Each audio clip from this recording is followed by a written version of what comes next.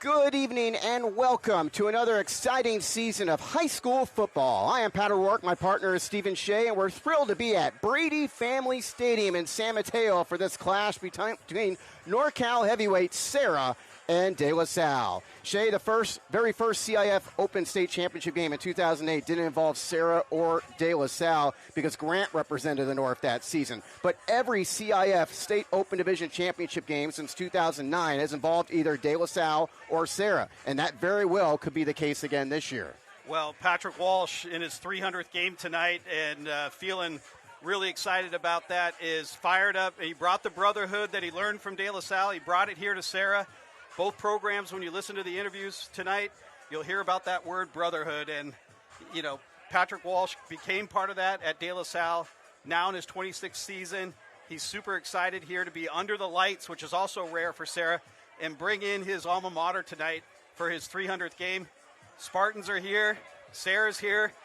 Tighten that chin strap because we're ready to hit some people tonight. It's already a terrific atmosphere. We got an opportunity to speak with both Coach Walsh and Coach Allenbaugh. Let's hear from the coaches.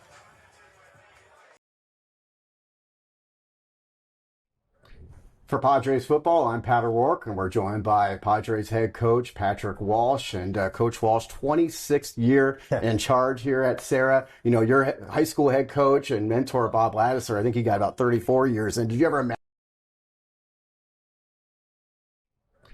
For Padres football, I'm Pat O'Rourke, and we're joined by Padres head coach Patrick Walsh. And Coach Walsh, 26th year in charge here at Serra. You know, your high school head coach and mentor, Bob Laddiser, I think he got about 34 years. And did you ever imagine that you would have almost as many years coaching as Coach Ladd? I mean, I never really thought of it that way, to be honest with you. I just take one day at a time, 1 year at a time, kind of cliche, but it's actually true. I never really said, hey, you know, when I get here in year one, I have a plan to be here for 5 years or 10 years or 15 years, just kind of going where God's led me, and it's led me to my 26th year here at Serra. So, you know, I don't know if I'll catch Coach Ladd. You know, that's 3 decades worth. So I'm halfway through, or just over halfway through that would be my 3rd decade. So he went into his 4th. So I don't know. Again, I don't do a lot of that future planning, but it's been a great ride. For sure. And, you know, you've had a lot of championships. You guys won a CCS Division I championship last year. I think you've had like 25 championships overall, whether it's West Catholic League, CCS, or state championships. And obviously that's the goal every year. I'm sure first you want to win West Catholic League, and then you want to win CCS, and then you want to win state. Last year you were able to win CCS Division I, even though you had a pretty relatively young team. Right. As far as, I'm sure that helps a lot as far as coming into this year to have the experience your guys have had over not only just last year, but the previous few years, as far as that kind of experience that they take into this campaign. Yeah, I agree. I mean, it was that was the first year we've actually, and the way our section is set up, where we actually lost a section championship game to Reardon, which is a great team, obviously one of the great CCS teams that we've seen in many years, and then had a chance to turn around, pick ourselves up, and then play for a championship again. So that was a unique experience for us. I would be remiss to say that was an easy experience, because obviously we have the expectations of winning the games that we play, particularly in a December championship game like that, or I think it was late November. But that was very hard. It was difficult, and it was different. But I was very proud of the resiliency of the team and how they, you know, we kind of got through the sting of the loss, and then, you know, rallied around and played championship football against a great Los Gatos team that's had our number for many years, to be honest with you. Coach Crail's done a great job down there. So, yeah, I think for a young team, or a group that was kind of a junior heavy team, I think that experience of losing the CCS championship and then also winning it was, you know, we can hold into this year. But also knowing that we were 90 seconds away from a NorCal championship, which would have given us a berth into a state championship, that St. Mary's ended up winning. You know, you can't do football math, but that would have put us in an opportunity to play for a state championship. So I think that kind of stings or holds more of a taste in our mouth than the CCS championship does, to be honest with you. And you guys play St. Mary's, of course, in your non-league schedule this year. I mean, You guys schedule your non-league as tough as anybody. I mean, last year was Folsom, De La Salle, and Bosco, and now this year you guys, of course, have St. Mary's and De La Salle, a couple teams that played in state championship games last year. And you also got the number one team in Hawaii, Kahuku, who is obviously a tremendously talented team. That's going to be a fun trip for you guys. Tell us about that trip and how it all came about, because obviously that's going to be great for your squad. Yeah, no, it's a once in a lifetime experience. I mean, we've never, I think the furthest we've traveled is Nevada. We went to Reno. I think I got that pretty much right. So yeah, this is a whole different ball game, whole different set of challenges. Obviously, the challenge itself is the Friday night game against Kahuku, who already beat St. Louis of Hawaii, which we know is a national powerhouse. So it back to back, De La Salle and turn around, having to get on a plane and going through that experience. Most of the time when you go to Hawaii, it's a vacation. You get your lei, you hang around the pool, and you jump in the ocean, and managing 85 to 90 kids in the exact opposite of that is keeping me up at night, to be honest with you. But really, as I think about the entirety of the preseason, what gets me the most concerned is turning around after a Hawaii trip and turning around the next Friday and having to go play in Stockton. Mm-hmm. So, yeah, I would say that the challenge is pretty deep, given those three parameters, starting obviously in a couple weeks against the Green over there against De La Salle. So. And you mentioned earlier, as far as you guys picking yourselves up, well, I mean, that's something you guys had to do last year. I mean, starting 0-3 in league against those heavyweights that you guys, or 0-3 in non-league before you got to the conference. And obviously that helped make you guys better. You guys picked up after that and did very well in the West Catholic League, only losing out to Reardon and what was a sensational game here. So that's something, I mean, I know you're not afraid of as far as playing tough teams. Deep down that's going to make you guys better. Yeah, it does. I mean, I look at the preseason as an opportunity to look in the mirror, and there's no better kind of reflection of ourselves than when you play the very best teams that we happen to face in the state of California and ultimately in the country. We go into those games like we did in 22 and 23. We had a similar schedule, and we ended up winning all those games. So we do have the expectation of putting ourselves in a position to win those games. I would say Bosco, given what they've done against even De La Salle and the best teams in Northern California in the last 10 years, that and a modern day type game is a different type of experience, just given the collection and mass of talent that they've accumulated over the last decade at their schools. But, playing the top teams in Northern California gives us an opportunity to look in the mirror and identify what we're good at, which is great. We're really good at this. And also, because they're so well coached and play so hard and have so much pride and everything Justin and still doing at De La Salle, picking up where Ladd left off, it gives us an opportunity to look in that mirror and see where our weaknesses are. So when we do play Bellarmine, St. Francis, Valley Christian, Reardon, all the guys, Midi, and all the great teams in our league, we can expose those and make ourselves better. Because I will say, when I got here in 2001, which is now a couple decades ago, it matters winning the WCAL. And when you talk to the old-time Serra guys, or you happen to be in a bar in San Francisco, they talk about the WCAL back when the 70s, the 60s, the 80s, when St. Francis was making their run. And, we want to be a part of that story. And I'm not saying our sights are set low here, but, given the tradition of this great league, the first step, as you mentioned at the onset of this interview, is winning the WCAL. And we don't talk a lot about winning here in the realm of Coach Laddister, and, we want more points than the other team. But what we do talk about, is being the best versions of ourselves, loving one another, brotherhood, having humility, which is our core values. But we do want to win the WCAL. And I've always used the preseason in an attempt to actually accomplish that mission. And you mentioned the brotherhood. Obviously, in order for that to happen, you need to have obviously a family-like atmosphere, but you need to have some good leadership as well that's passed on to the next generation. You got a great senior class this year. Talk about the group of seniors you have, because obviously it's a special group. Very special group. It's it's a collection of really, really good kids. My son is in that class, so the depth that I have with this group will never be duplicated. It wasn't duplicated before, and it can never be duplicated now. These kids spend their time at my house. we order pizzas and we're watching games and they're arguing about all sorts of stupid stuff that kids argue about these days. And I'm just, me and my wife are just a fly on the wall. And that's like, it's super unique, in that realm when the head coach's son is a senior. Like, it's something to really, really look forward to. And I've been looking forward to this year for a long time. And I know those guys have. And they really believe and they bleed Padre football. They absolutely love it. They love the uniforms. They love being a part of the tradition. They want to create their own story. They're always asking me questions like, who's the best team you've coached and who's the best players? And, they're super engaged. And what's exciting for me as a coach is knowing that, I don't have to come up here every day and motivate. And that's a testament to this group of seniors. They're very, very self-motivated. It's a self-led team. They correct themselves, and they correct themselves at the top.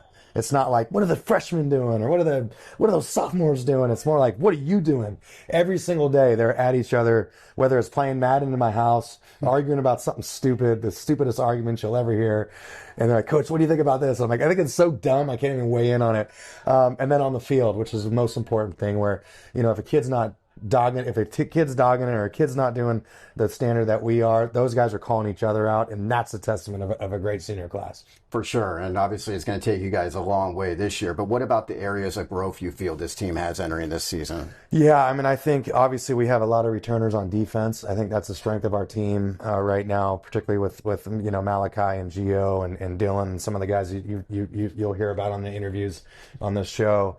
Leimani is a defense first guy this year. We just have some extremely talented kids on that side of the ball. But I would say the areas of growth right now is on the offensive side of the ball. We have a great new offensive coordinator, Coach Mike Hill, who's a wonderful man, a San Francisco police officer. He's again a wonderful man, a wonderful human. But first time he's calling, a game will be against De La Salle under the lights. He's doing a great job so far. The kids are really taking to him. But we have some youth up front, and when it comes to the offensive line play, I think if someone were to ask me, like, what do you want coming back? I'd first start with a 4-year starting varsity quarterback. I'd then go to the offensive line, and then I'd go to the defense. And the defense kind of offensive line is, if you know your defense is going to be good and you know your O-line is going to be good, it just masks so many problems. So I would say, the emphasis right now early on in the summer is on that offensive line and getting going there. And on offense, of course, your quarterback, Caleb Bandel, he's a guy that had good experience last year, completed a high percentage of passes. What are you excited about as far as him entering this season? I was really proud of him last year. He had a tumultuous year. A freshman came in and he was sharing reps with Will. And I thought he handled himself tremendously well. Not an easy situation. And I specifically remember during the St. Mary's game, the loudest voice cheering for the team and getting the sidelines pumped up behind me was Caleb Bandel. And I was so proud of that because, it just showed a lot of character. It showed a lot of strength as a young man growing up and dealing with a difficult situation as his competitor was out there playing in a regional game. He was the first one to be welcoming off the sideline and a great teammate. And I think that's going to serve him very well this year. And he has talent. He has good talent. He's matured. He spent a lot of time on his game, and he spent a lot of time on maturing and becoming a leader. So I'm excited to see it. His senior year. He did do. His Folsom game was fantastic. Struggled against De La Salle, as did the other 13 teams that played against him. But again, I just think it was a great step of character and shows the type of person he is. And I'm proud that he's going to be leading our team this year. Sounds like an easy guy to rally behind. Finally, Coach, what about the Spartans? As far as they've got a team that's obviously really good. They got some dogs on their defense as well that are coming back. What are going to be some of the biggest things you guys need to do well against them? We got to prove that we can get first downs. That's really the challenge. When we've had success against them, and we have in the past, we've done enough offensively, to keep their offense off the field. Not playing on short fields. Kind of the De La Salle blueprint is, shorten field, play great special teams, play great defense. They play on short fields. They have 180 yards offense and 42 points. So in order to curb that, if we get an opportunity to return the ball in the team's games, we have to get yards. And I know their kickoff team is full of pride, and I get the whole thing over there. But it's about us, growing up quickly on the emphasis of the point I've talked to you about on the offense, and getting first downs. And that's going to be tough against a great defense. Huge up front. Landon Miller's just absolute, almost a joke, but he's so good. National recruit at linebacker. So we're going to have to grow up quickly in order to get those 10 yards and reset the chains. I mean, it's one of those games where you have to take small steps to take the big steps. And that's going to be the emphasis, at least offensively, of the night. Hopefully we can get them off the field as well. I mean, obviously they have a massive offensive line.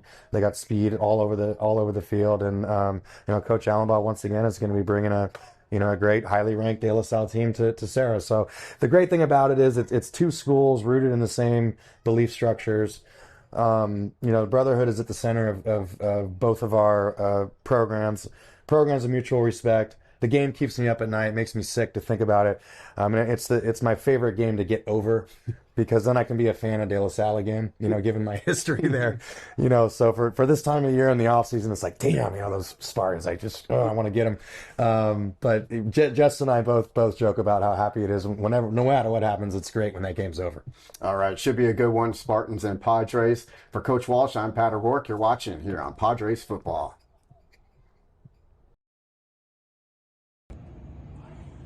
Welcome back here on the pregame show. We're joined by for Padres football. I'm Pat O'Rourke, and we're joined by Padres head coach Patrick Walsh. And Coach Walsh, 26th year in charge here at Serra. Your high school head. Welcome back here on the pregame show. We're joined by Spartans head coach Justin Allenbaugh. Coach, looking forward to another exciting season. What a way to begin at Serra, and I'm sure you got to be happy that it's a night game as opposed to a day game. Yeah, there was some negotiation that went into that. Patrick actually needed another home game, so he's like, these are all 2-year deals, so it's it's a home and home, and he's like, I just really, we're going to Hawaii the next week. I really need a home game. I go, no problem. I'm not playing at 2:00 on a Saturday, so. Obviously, the close affiliation. He was able to get the night game for this one. So we've never played under the lights at Serra, so it should be fun. And we know it's huge ramifications, even though it's the first game every year. It's huge ramifications when you guys play against each other. Let's look at your team. Exciting team you got coming into this year. A lot of people aren't not sure about your quarterback, Jackson Lofton, getting the start tonight. What can you tell us about him? He's good. He's got a lot of moxie to him too. We timed him at 4.5 40. He's a really good athlete. He can make all the throws that we want. It's the game experience. Having Braden last year with a ton of game experience coming in, that was a little bit of a safety blanket. But Jackson, he's a great kid. He's like a 4.2 student. He was voted as a team captain. He's a great leader. He's a great kid. He has all the attributes that you want in a quarterback. Outside of the a ton of game experience, but he had a really, really good scrimmage last week. Anybody that was there could see. I tried to ease the nerves a little bit by letting him go throw a deep ball in the first play, and it was a perfect shot. So he kind of settled in, and he did a really good job. I think he accounted for 6 touchdowns. So he's going to have to play really well tonight. Serra's a great team. Yeah, he's looked great in the scrimmage and in practices. And, of course, you guys lose some good, talented players on offense from last year. You lose some good backs, a couple of good linemen as well. But you got a good group of backs coming back. I'm sure Deuce Jones-Drew is primed to have. I'm sure he can't wait to get out there. Yeah, he looks great. And he's going to get the ball quite a bit. And Jamal Johnson-Lucas looks great. He got a lot of carries as a sophomore last year, and he's chomping at the bit. He runs angry, which I like. Judah Pate has really emerged as a great runner too. He was our 4th running back last year, but he's going to get a lot of carries as well. And every one of our offensive linemen either started or played a ton last year, and that's going to have to be a strength of our of our team, which I'm anticipating it will be. And we have like 4 or 5 Division I receivers if you go across the entire roster. Chase Young and Damari Dean and Jelani Dyer. Dylan Scott, I'm sure, Cam Shepard. There's a lot of guys that can get open, and there's a lot of guys that can do a lot of great things with the ball. So, offensively, we're going to have to always rely on our offensive line, but we're confident that we can get some things done through the throwing game too. Unfortunately, no Clint Lundeen tonight. When we look at the defensive line, though, I know we got a lot of placements there as far as guys that were huge contributors last year. I mean, the whole defensive line. You do have a really good guy who was a linebacker last year playing on defensive line. That's obviously a physical beast in Zion Cadet. But what can you tell us about what you're looking for from the defensive line in tonight's game? You know, all those guys got a lot of playing time last year too, and you know, Asiasi and Prashad, those guys got a lot of playing time last year because, you know, two of our starting defensive line last year were also offensive linemen. So if Lundim was healthy, this would have been the first time in a very, very, very long time that our starting offensive line was going to be totally different than our starting defensive line. Asiasi is going to have to do a little bit of double duty tonight. You know, he's a sophomore. We're not just throwing him out there for the entire game. But the defensive line can be really active and they can be really good. Those guys got a lot of playing time. It also helps, you know, Zion got a ton of playing time, but you know, you got Landon Miller and Jamison Mitchell and C.J. Peterson's a really talented sophomore linebacker, and you know, the secondary, you know, all those receivers, you know, play is our secondary as well, and there's a lot of talent there. So we're confident that we can play really good defense, and there's a lot of team speed and there's a lot of physicality out there. We're looking forward to it. Spartans and Padres coming up. You're watching here on Padres Athletics.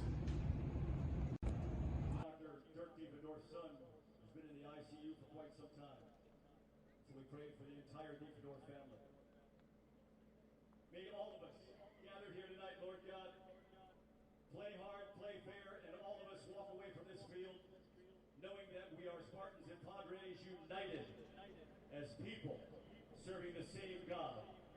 And we ask this in the name of the Father, and the Son, and the Holy Spirit.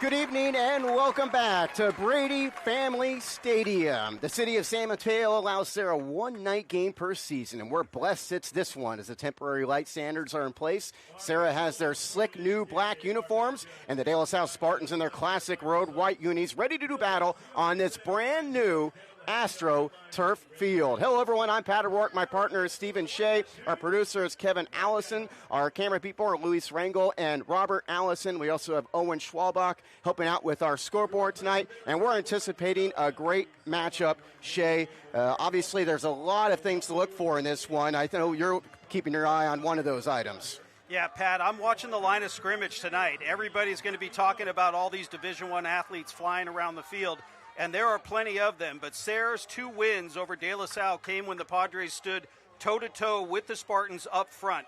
If Serra protects Caleb Bandel and gets its athletes into space, we've got ourselves a football game. But if De La Salle owns the trenches and gets number 21, Deuce Jones-Drew, rolling, watch out, because if he gets downhill, you better buckle up. And we are going to see the De La Salle offense first as they will be receiving the ball tonight. Serra, you get a look at the black unis with the white helmets, and the Spartans with their white jerseys, silver pants and helmets, and we're going to be ready to go. The Spartans do not have Jaden Jefferson returning kickoffs for the first time in a long time, but they've got dangerous return men back there anyway. Dylan Scott back to return along with Deuce Jones-Drew. The Serra Padres without their all-world kicker Saul Marks, who graduated last year, but they've got the kickoff, handling the kickoff duties tonight for the Padres is Tristan Aspinall, a senior, will be handling those kicking duties for Serra. They'll be kicking from right to left. Pleased to have you with us as we bring you Serra Padres football presented by Padres Athletics as we get a look at the opening kickoff here in a moment. What a great night to begin high school football here in the Bay Area. The Spartans have been the best team in Northern California each of the last 2 seasons, and they enter this game with a 32-game win streak against NorCal competition. The Padres, the defending CCS Division I champs, the Spartans, the North Coast Section Open Division champs, and we are underway in just a moment here as the kickoff from Aspinall is one that is going to make it into the corner of the end zone for the touchback, and the Spartan offense will take the field. Spartan offensive line from left to right, Sam Tagaloa at left tackle, Ben Glover the guard, Andrew Stolarczyk the center. Glover and Stolarczyk, starters last year. A.J. Tagaloa moves over to right tackle because the Spartans without Stanford commit Clint Lundeen. He is unavailable tonight, so Tagaloa goes to tackle. Darion Asiasi takes over at right guard. The tight ends, Mateo Ratto. The receivers, Damari Dean and Dylan Scott. The running backs, Deuce Jones-Drew and Jamal Johnson-Lucas. And the quarterback for the Spartans, 5'9", 180-pound senior, Jackson Lofton. Yeah, watch out. They got playmakers everywhere on the defensive side, especially in the secondary. Watch number 4, Henley, and number 10, Malachi. And both of these kids are ball hawks. It's a great matchup. This is Serra Padre defense. You mentioned they got plenty of all-world players on that side of the ball. Jones-Drew in the backfield, and we're going to get a flag right off the bat as some movement from the Spartans up front. Yeah, I think this is going to be a fist fight tonight in the trenches, like I said at the opening, because really a lot of these kids are going to try. Both quarterbacks have to prove themselves here tonight, and both coaching staffs know that, so they're going to make them play some football by putting a lot of pressure and changing the picture in these windows early. Lofton taking over for the impeccable Braden Knight, who is now at Yale. And so Lofton takes the snap and he'll hand off. Deuce Jones-Drew, the first carry of the game, right up the gut and nowhere to go as a number of Padres converge on the tackle. Giovanni Henley was there. Amundo's there first. Yeah, they stacked it up there in the middle. There was really nowhere for Drew to get loose there. It was stacked up early. We'll give him a yard. It's going to be 2nd down and 14, the false start, and then the 1-yard gain by Jones-Drew. So 2nd down and 14 as Lofton again takes the snap out of the gun with Jones-Drew to his right. Play action. Lofton under duress immediately. Throwing deep for Dean. He's got his man beat. He makes the catch on the underthrown ball and goes down inside the 40. And there is the 6'1", 175-pounder Damari Dean. Wow, Dean just put it down.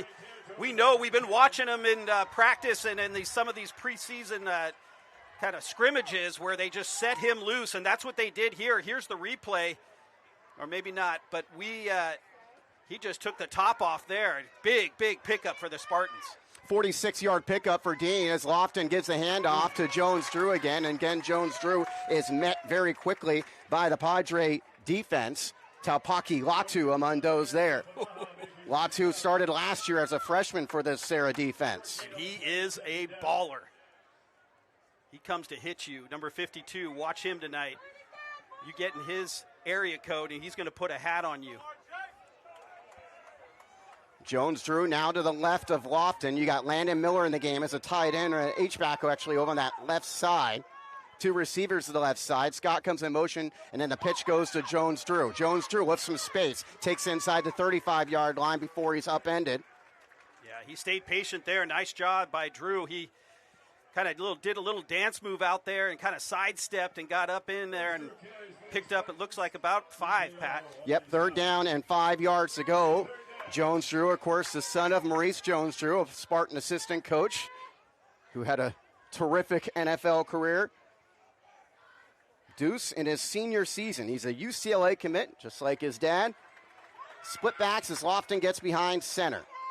And he'll give the handoff right up the gut, and that's going to be enough for a 1st down and more. Inside the 25, the ball came loose at the end, but they're going to say he was down, was Jamal Johnson-Lucas, the 5'9", 205-pound junior. Yeah, he runs tough. I mean, he had some contact early at the line of scrimmage and kind of held through that and ran through that. was able to pick up the first down, and he was definitely down before that ball was taken out of his hands. Give it a 9-yard pickup. Johnson Lucas scored the first touchdown of the game in last year's matchup here at Brady Family Stadium. Jones-Drew in the backfield with Judah Pape, and we're going to have another penalty marker, the second one against the Spartans. Yeah, the Spartans have a very unique way they get off the line of scrimmage, how they set kind of the old Dallas Cowboys, how they set up high, put their hand on the ground. Serra's very familiar with the Spartans because they play them every year, so everybody's fired up right now. Got a little antsy there before the start. First down and 15. That's how this possession started with the Spartans. It was 2nd and 14 until Lofton found Dean for the 46-yard completion. Judah Papes in the backfield with Lofton, who takes a snap out of the gun. 2 receivers to the left, H-back off to the right. And here's Lofton looking to throw, far sideline, pass complete. That's Dylan Scott up the sideline, inside the 15, finally tripped up inside the 10. Wow. He just let that loose. I don't even think Scott had come out of his break, and he fired that out to the sideline, and Scott immediately, with the unbelievable feet that he has, was able to dance for another Spartan first down. Here's the replay here. Watch him let it go as he's coming out of the break, and then look at Scott move up the field, lightning. So it's first down and goal from the 10-yard line. You got Johnson Lucas back there with Jones-Drew, and here's Lofton handing off to Jones-Drew, who again gets hit immediately. Padres done a good job in the middle of that defensive line against the Spartan run game up to this point. Yeah, they're doing a good job with the linebackers crashing downhill in these A-gaps. Watch the replay here. Oh, sorry. Second down and goal after the 2-yard pickup. Johnson Lucas and Jones-Drew split behind Lofton. You got Scott as a receiver to the right. Scott, the leading returning receiver in terms of yards, 451 yards receiving last year. He just picked up the first down to set up first and goal, now second and goal. Here's Lofton giving the handoff. Johnson Lucas, he gets ripped down. There's Taupaki Latu again to bring down Jamal Johnson Lucas. Yeah, Taupaki Latu is not fooling around. He came off the edge, and he was waiting for that kind of delayed out to left action here, and Taupaki Latu said, I don't think so. Next play will be the 9th play of the possession here.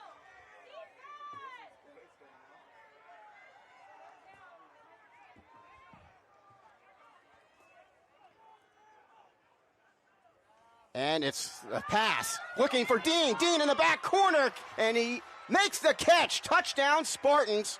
Damari Dean, an 8-yard touchdown reception on the pass from Lofton, and the Spartans strike first on their opening possession. What a dime out to the corner. Just threw a little fade out to the corner. Here's the replay here. Spartans back to pass. They know they're trying to get this right corner. He throws a high, quick ball out to the edge, and it was easy pitch and catch. Just like at practice right there. Spartans on the board early. The extra point try from Johnny Borba. On snapping by Mateo Ratto. The hold, Julian Alessandrini. And the extra point by Borba is good as the Spartans take the 7-0 lead. Yeah, Spartans come out and get the job done. Alessandrini, good hands. Ball came a little high. He got it. Hands up and was able to get that down for that extra point. That possession goes 9 plays, 80 yards, and it takes 4 minutes and 32 seconds. Capped off by the Jackson Lofton, the first touchdown pass of his career as he finds Damari Dean. Remember, it was Dean on the 2nd and 14 at the start of this possession, catching a 46-yard ball where he outran the defensive back, had to wait up for the pass, but still ended up being the huge play on that possession. And the Spartans, 9 plays, 80 yards in 4 minutes and 32 seconds.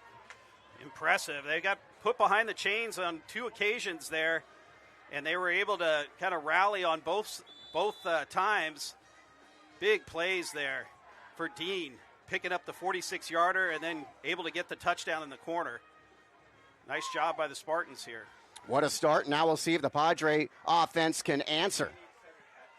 Borba handling the kickoffs. He's got a strong leg. This is a rare kick for him that won't make it to the end zone. It'll be returned by Giovanni Henley. He gets up over the right side and just gets tripped up past the 20-yard line. watch out when Henley gets rolling. He is frightening. He gets a little daylight, and he will be gone. Might have been Sione Manoa who tripped him up there.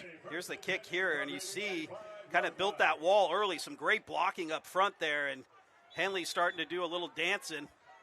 Almost had all the moves that he needed there to get to the house, but Spartans bring him down. He's a Cal commit, is Giovanni Henley. And we'll also see him plenty on the offensive side of the ball. The starting quarterback for the Padres, Caleb Bandel, 6'5", 205-pound senior. He completed 64% of his passes last year, 596 yards, 4 touchdowns, 5 interceptions. Against the Spartans, he was 7 of 14 for 44 yards. Yeah, as a junior, when the play broke down and he had to manufacture something, he wasn't as dynamic. And I think he's put a lot of time in this summer, working on his game, keeping his head upfield. He's a different player now coming into his senior year. So Spartans are going to test him, though. They're going to try to put some pressure on him right here. Andrew Takapautolo is the back with him. Bandel takes a high snap over his head. He goes back to the 10-yard line to retrieve it just as C.J. Peterson was trying to chase him down, and that is a disaster start to this possession, a loss of 15 on the first play. Yeah, a little too much adrenaline there. The snap came back at hyper speed, got away from Bandel, and he was smart to fall on that. You don't want to fool around with something like that right in front of your goal line. Serra's offensive line from right to left, Sam McReynolds, Limani Fajoko, Jaden Halai, Carlos Hernandez, and Chase Morris. It's second down and 25. They'll keep it on the ground with Takapautolo, and the Spartans eat it up immediately. The Spartan defensive line collapsed in a hurry. Bradley Facto looked like he was in the bottom of that pile. Dylan Scott came up quickly. Spartan will go back to the Serra offense. I told you Bandel, the starter quarterback, the Andrew Takapautolo, the running back, Charlie Walsh, Tristan Trinidad, Hugh Ford, receivers. The tight end is a terrific USC commit, Jace Cannon.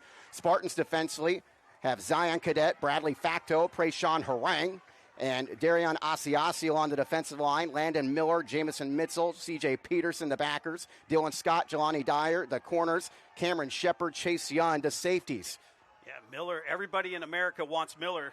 3rd and 28. Plenty of time here for Bandel. His pass completed. Pass at 15 and then taken out the 17-yard line as the tackle is made on Dylan Modena, who caught that pass, and a late flag comes in. The exact thing that Spartans did not want. I mean, you're about to force them to 4th and 16. Yeah. The coaches are going to be furious about this one. If a little too much chatter after the hit. I think the Spartans were happy that they got that hit, but did not need to talk about it, and the ref didn't like what he heard.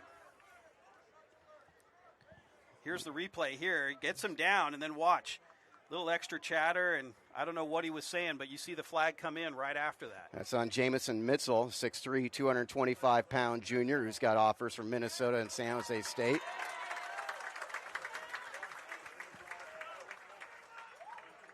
So they get the 15 yards, but it's still 4th and 1 when they mark it off. If you haven't seen the Spartans, Mitzel and Miller can absolutely fly. They look like carbon copies. They're about 6'2", 6'3", and they can absolutely fly around the field. And then when they show up, this is the double wing package they call Raider. Malachi Tofo'o is handling the snap. He gives the pitch over the left side. First down and more for Giovanni Henley. Nobody's going to catch him. Henley to the end zone on 4th and 2. He goes 72, and the Padres are on the board. Wow, unbelievable. We've seen the Raider package. We watched it a lot last year. Henley comes in and gets the pitch. Does a great dance move right there to get out of traffic. And once he's shoulder to shoulder with that front line, it's a wrap. Here he is right here. Watch the dance move there into that hole, and good night. He is gone.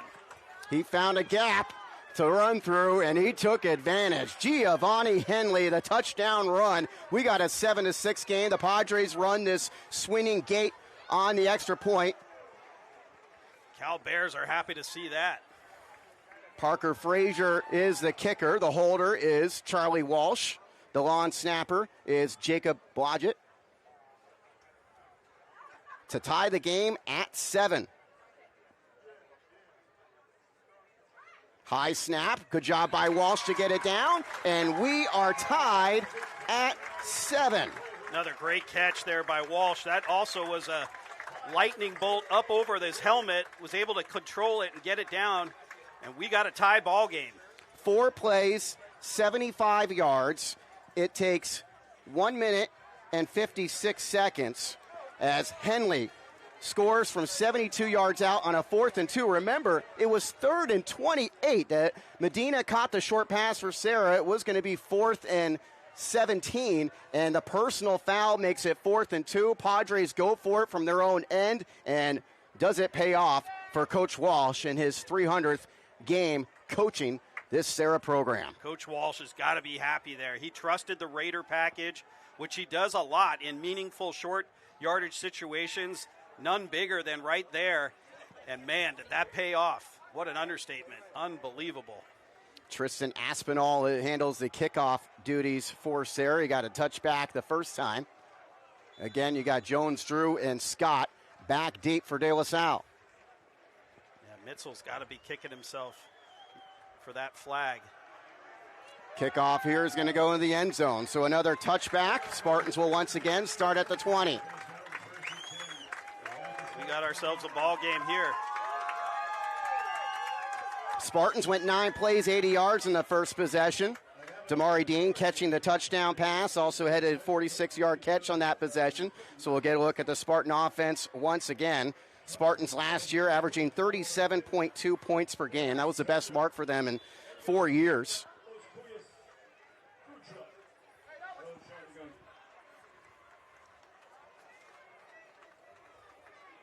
Johnson, Lucas, and Jones Drew in the backfield with Lofton, and here's Lofton running the option and pitching to Jones Drew, but he's got nowhere to run on that outside. Again, the Padres flying to the football. Matty Madera came up on that outside and wasn't having it. Put Drew to the turf right on the edge there. I don't even think he made it an inch. Nope, 2nd down and 10. Spartan's going to go with trips to the right side of Lofton. The back to his right, and Lofton faking the pass, wanting to run for it, and he will be tackled by Taupaki Latu after a gain of 3. Lofton is a fast runner. Yeah, he looked out to the right side, didn't like what he saw. The Spartans weren't very dynamic coming off the ball over here on the trips set, and so Lofton decided to tuck and run and didn't get much there. 3rd down and 7, a chance for the Padres to get the ball back here. So with 4.5 minutes to go in the first quarter. 3 receivers again to Lofton's right. He's got 1 to his left. Lofton rolling to that right side.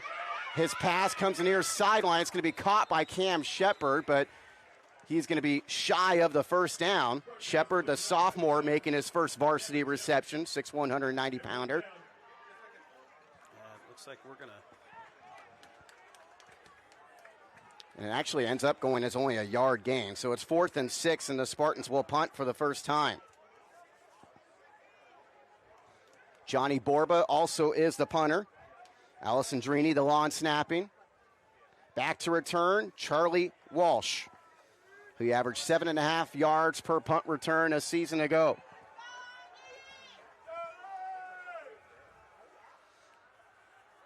And a kick by Borba. It took a while for that snap to get there, and the Padres got a piece of it. And it's going to be great field position for Serra as the Spartans touch it down inside their own 40. Yeah, they definitely got a big piece of it. And you're right, Pat. It took a while to get there, and here's the replay. It got back there in time. I wonder if it was Talfo'o or Henley. It looked like Talfo'o might have reached out. He's been known to block kicks with that tremendous speed, and he just made a big play here, a chance for Serra to go in front. I mean, he was untouched. He ran straight to the punter. So from the De La Salle 39, the Padres. Watch for Charlie Walsh sometime in this set. They like to throw it to the edge. This is Bandel handing off, and immediately Medina goes over the left side. Not Medina, Kiana Aina. Motu Kiana Aina. He is the transfers from St. Francis. Miller asking to come out of the game. Well, Miller took a big hit there. And he is coming out. Kiana Ina, who just had that carry, had 780 rushing yards and 9 touchdowns last year to lead the Lancers. So Serra already with good backs like Takapatolo and Henley. Now they add Kiana Ina to improve this already solid ground game.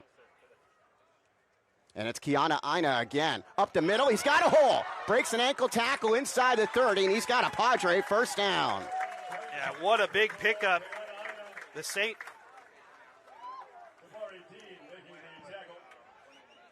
Watch the running back here. Here's the replay.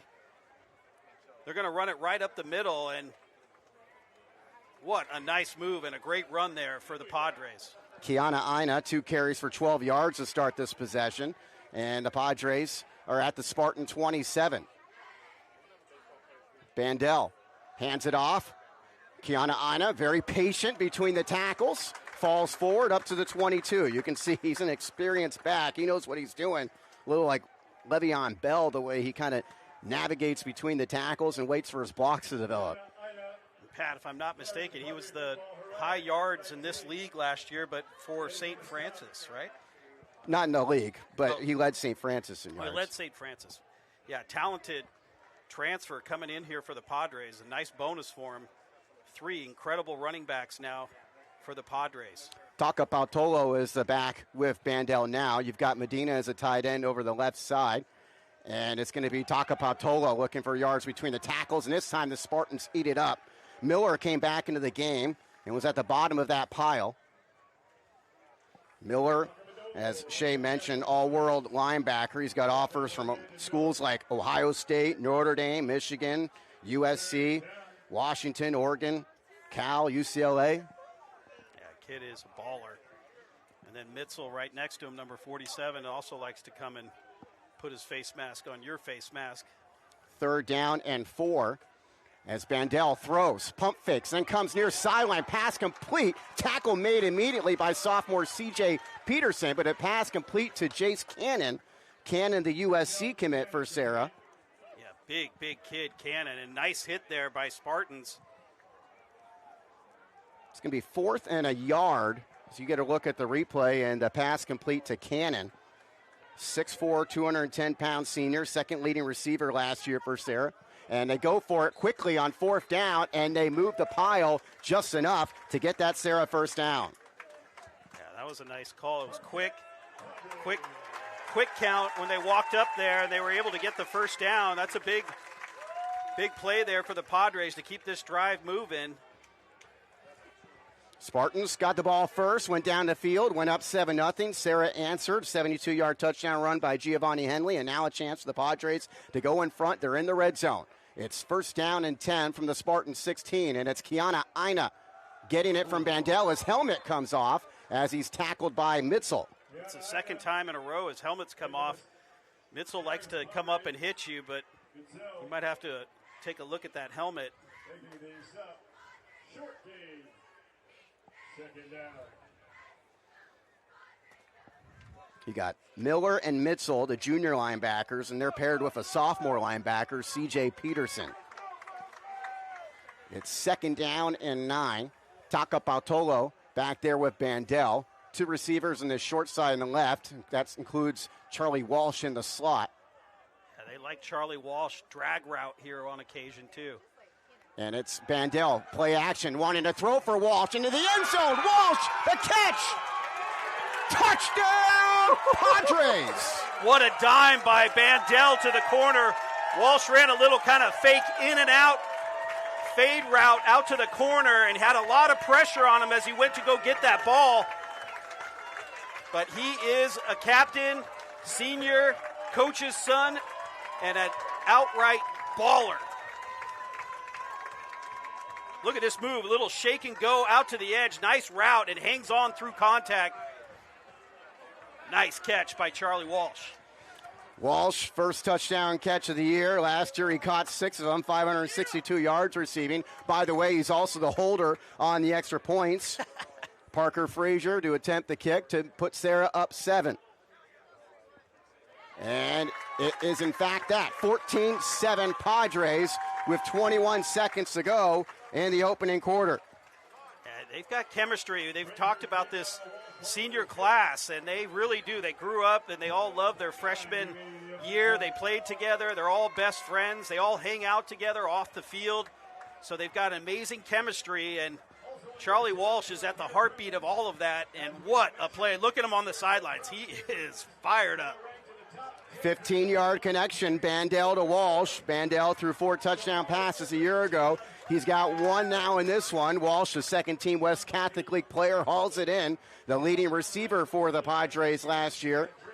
He also ran the ball for 131 yards a year ago, did Walsh. And so Serra quickly answering back after that 7-0 hole.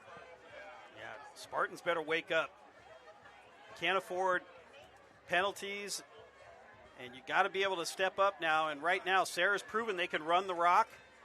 And when they need to, they can throw it as well. So we are in for a battle tonight. Standing room only in that end zone behind the Spartans. The student section got the memo to turn out on a Friday night. The Aspinall kickoff. He's had 2 touchbacks, make it 3. So the Spartans start at the 20. Once again, both teams, per usual, ranked highly. The Mercury News views these teams as the best teams in the Bay Area. Cal High Sports has the Spartans 9th in the state. Serra 14th. Scorebook Live has the Spartans at number 6 and Serra at number 22. Bottom line is the winner of this game is going to have the inside track to represent the North in the CIF Open Division State Championship in December. So huge, huge games, even though this is just game number 1. Lofton under center.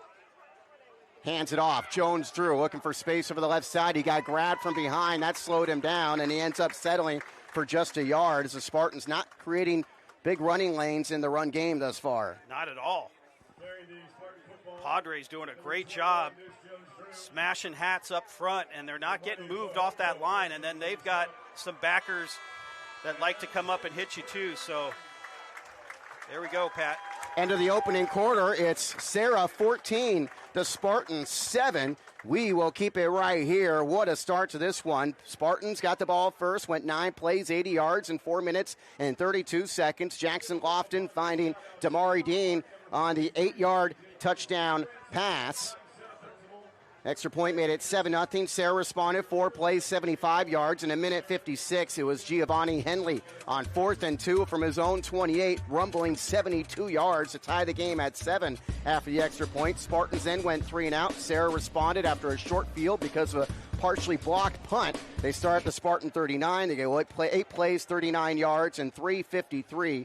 And it was Bandel to Walsh, the 15-yard touchdown pass to make it 14-7. Serra. I mean, to be honest with you, so far, I think the Padres running game has been a little more impressive so far to watch them kind of dance around and get that extra yardage. And obviously Henley taking it to the house was a big run for him. Spartans going to have to come out here and second down here and prove themselves. Third possession of the game, second down, and we're going to call it 8 to start this second quarter. Here's Lofton. Quick 3-step drop, pass to the outside. Scott in front of the Spartan sideline makes a nice move, stays on his feet somehow as a flag comes down and finally goes down at the 44. Might have got a little face mask there. That's usually what that call is out there. What a play by Scott. Man, once he gets the ball, he is just a live wire with his feet. He settled down and danced around and got an extra 4 or 5 yards. I think they might have got him for some face masks. We'll see. He had 2 catches, 24 yards in last year's meeting with Serra, and it is a face mask. So it goes as a 22-yard play. And it's a 5-yard face mask. Spartans will be at their own 49-yard line.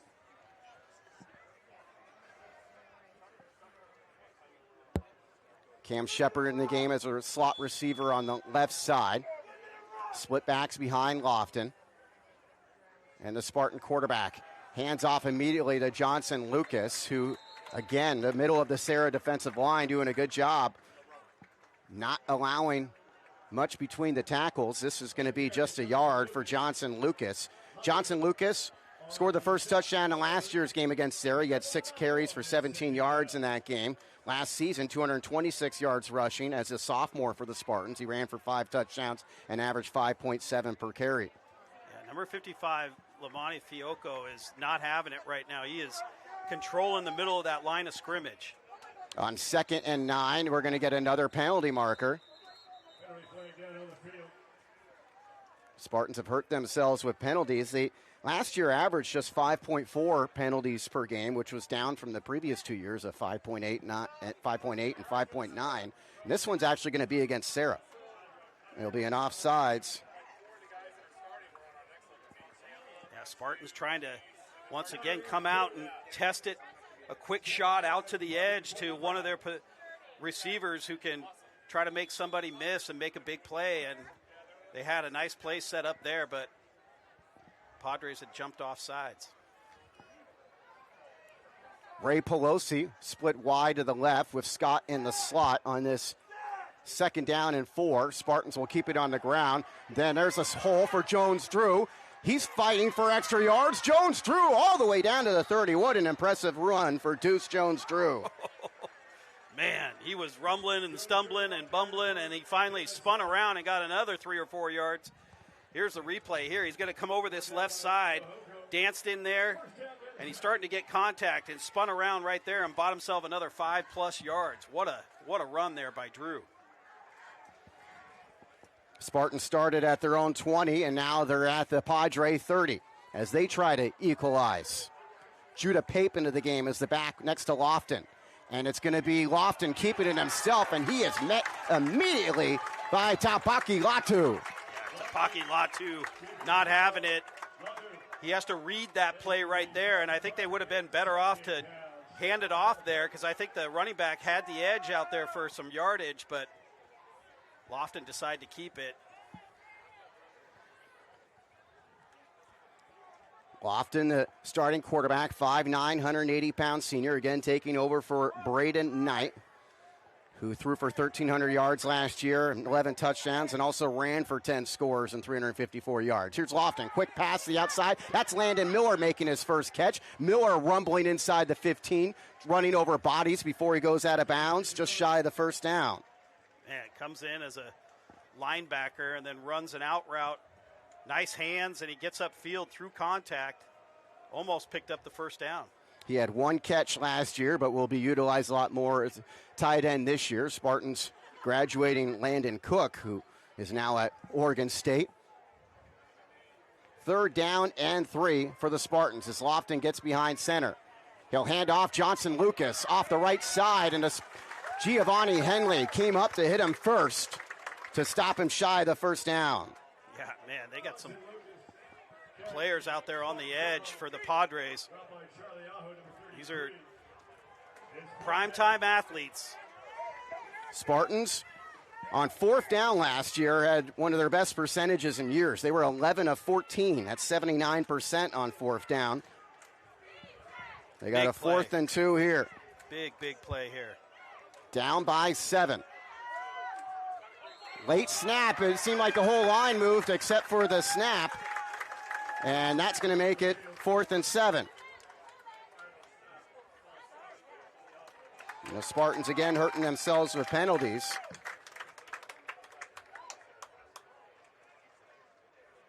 You see the line moved, but the snap never came. And they're not going to kick.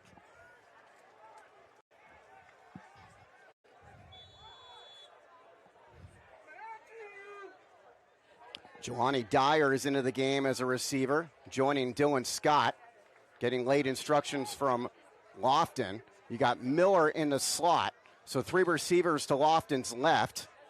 Jones-Drew the back with him, and a timeout called by the Padres, our first timeout of this first half with less than 9 minutes to go.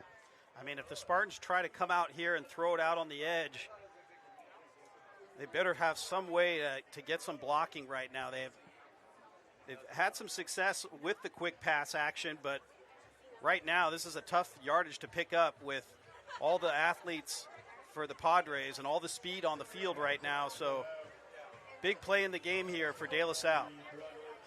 You got to look at the Spartans huddling up before this big fourth down play. They've won 32 straight against NorCal competition. That's on the line tonight. In fact, the last time the Spartans lost to a NorCal team was Serra's 28-0 win in 2023. Last season was a 26-0 Spartans win on this field. Year before that was a Spartan win at 0-0. Spartans all-time 13-2 against the Padres. There have been some close calls, particularly you go to 2006, 2008, and 2013 games, close calls where the Spartans came out on top against Serra.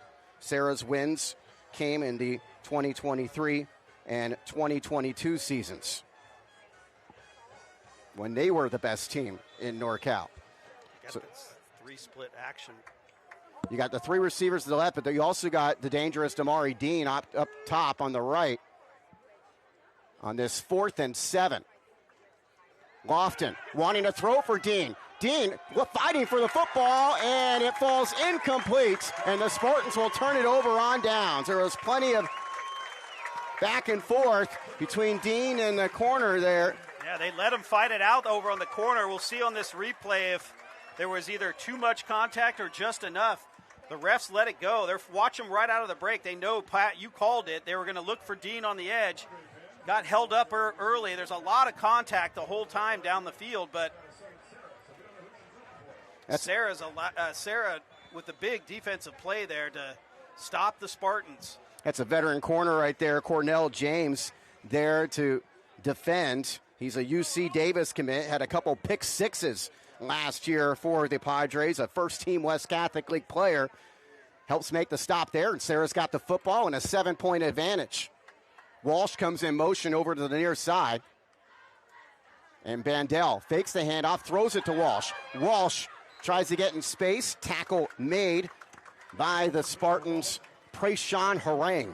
Yeah, they love that action and try to get Charlie loose out there on the edge, but the Spartans weren't having it there. They know that the Padres like to look to Walsh early in the snap count, and they were all over him right on that play.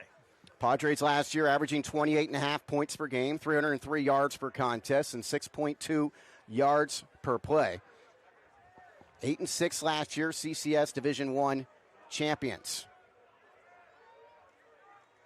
On second down, it's a handoff. Up the gut, a good run for Taka Pautolo.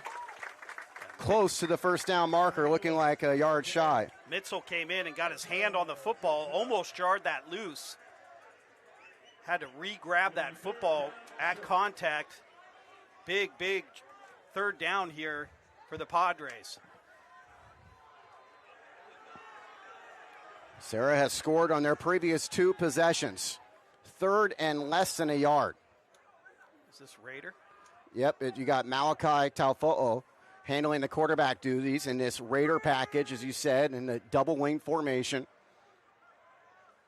And it's going to be a pitch to the back who went in motion. That's going to be a first down for the Spartans.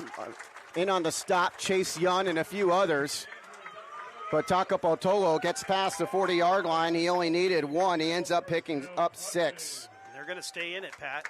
Second leading rusher last year for the Padres. 667 yards rushing. 8 touchdowns for Taka Pautolo. From their own 42, Serra wearing those brand new black unis. Oh, he's gonna throw. Bandel wanting to throw. His pass, a little underthrown. Jace Cannon came back for the football. And looks like the officials are ruling that incomplete. Serra sideline thinking he got it. He made a great effort. That ball was well underthrown. We weren't sure who was going to, whether him or Henley on that one, and Cannon came out of nowhere to make a play on it. It looks like he's looking at Henley. Yeah, that's what I thought. But then Cannon came out of nowhere and almost got a first down catch. So Spartans here, 2nd and 10. They're staying in the Raider package. That means Taufo'o takes a snap. You got the wingbacks, Henley and Taka Pautolo. And it's going to be Henley in motion. The ball comes loose, and the Let's see who's got it.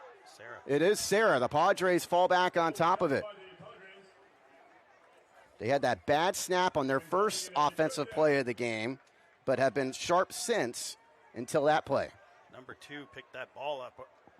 That was Taupaki Latu. Yeah, Taupaki Latu.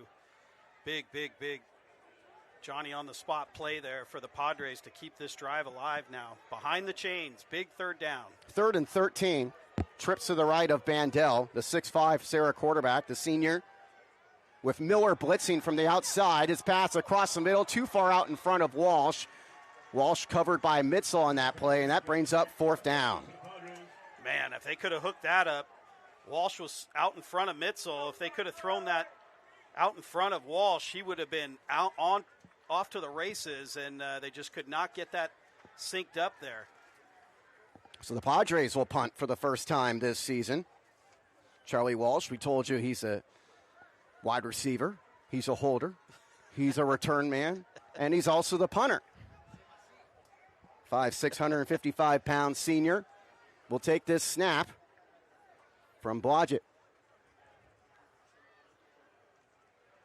Walsh, plenty of time holding on to it, and finally low line drive, boots it away. It bounces at the Spartan 32, and then will be touched down at the 30-yard line. Deuce Jones-Drew letting that one bounce. He didn't have a chance in the return on that low line drive, and this will be the best field position the Spartans have had thus far. Yeah, and his dad, Coach Walsh, was not happy with him holding it. He wanted him to cut that loose early. Spartans had started at the 20 their previous 3 possessions. Now they start at their own 30. Talk so much about Walsh. Of course, the Spartans coached by Walsh's buddy, Justin Allenbaugh, 14th season in charge. .876 winning percentage for Allenbaugh in his Spartan coaching career. Not bad, Coach. Lofton on the play action comes near side to Dean. Dean breaks one tackle, and then Medina, the UNLV commit, wrestles him to the turf after a short gain. Dean is a big athlete to try to get to the turf. Caught the ball and kind of spun out of that first arm tackle. Spartans now coming back, not afraid to kind of drop back and let it fly out to the edges here in these last 2 drives. So it's 2nd down and 9. And it's going to be Lofton handing off to Jones-Drew. He somehow breaks a tackle in the backfield and gets positive yards, but it's going to be 3rd and long nonetheless. On the carry for the Spartans, number 21, Deuce Jones-Drew. He's been tackled by Charlie Aho, number 33. C.J. Aho making the tackle for the Padres. He got plenty of playing time last year as a freshman for Serra. If you're the Padres, you got to be happy with your defensive effort here in this first half. 3 receivers to the left of Lofton. Spartan quarterback looking that direction, trying to set up a screen, and it goes nowhere. The Padres eat it up. Jones-Drew, as soon as he caught the football, was taken down to the turf by Taupaki Latu, who is having a monster first half. God, somebody got through early there with Pat, right in the middle of the line of scrimmage. Right here, look at this.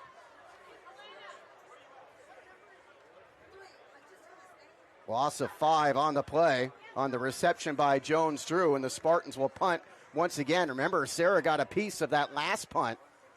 You got Walsh back to return. Took a while for that last snap to get there, to get to Borba last time. And this time the Padres bring pressure, and somehow he got it away. A high punt, but not a deep punt, and it takes a Serra bounce. Now rolls back the other way on Serra's half of midfield. Either way, this is terrific field position for the Padres, who've already cashed in on good field position once in this first half. Well, Padres have really stepped up on the defensive end tonight. They are kind of bottling up the run. The Spartans aren't able to get any push in that middle of that line of scrimmage. And there they just kind of set everybody loose and gave the Spartans absolutely zero time and ate up that delayed screen action, and they weren't having it. And now Spartans have not been able to get any big punts off to change the field position. And that is not a good recipe against this talented Padre crew. Yeah, for the Padres to come out on top tonight, they were going to need to probably have an advantage in the special teams, and they have had that advantage up to this point. As the officials are talking something over. Looks like he's going to walk him back.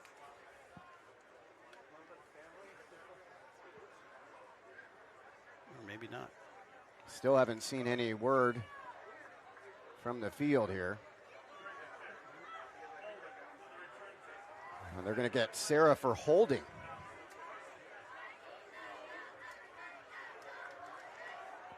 So it's still not bad field position, but they're at their own 40 instead of being at midfield. Well, I'm Stephen Shea, Pat O'Rourke with you. Pleased to have you with us. Beautiful night in San Mateo at Brady Family Stadium. They got the temporary light standards in place. The one-night game of the season for the Serra Padres. You can't ask for a better matchup than this one. Bandel, the Serra quarterback, will hand off to Motu Kianaaina, and he takes it up the gut. The Spartans gang tackle him. Facto Amundo's in on the stop on the no gain. Kianaaina carrying for the Padres. Facto taking the stop number 77. So nope gain on the play. It's second down and 10. Padres trying to go up by 2 scores here before halftime. Kianaaina stays in the backfield. 2 receivers to the left with Walsh in the slot. 1 receiver to this right side. Bandel flushed out to his left.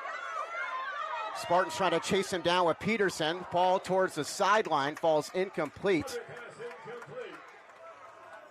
Yeah, nice job by the Spartans. They let Bandel kind of roll out slowly out there. Mitzel was chasing. Tristan Trinidad was the intended target.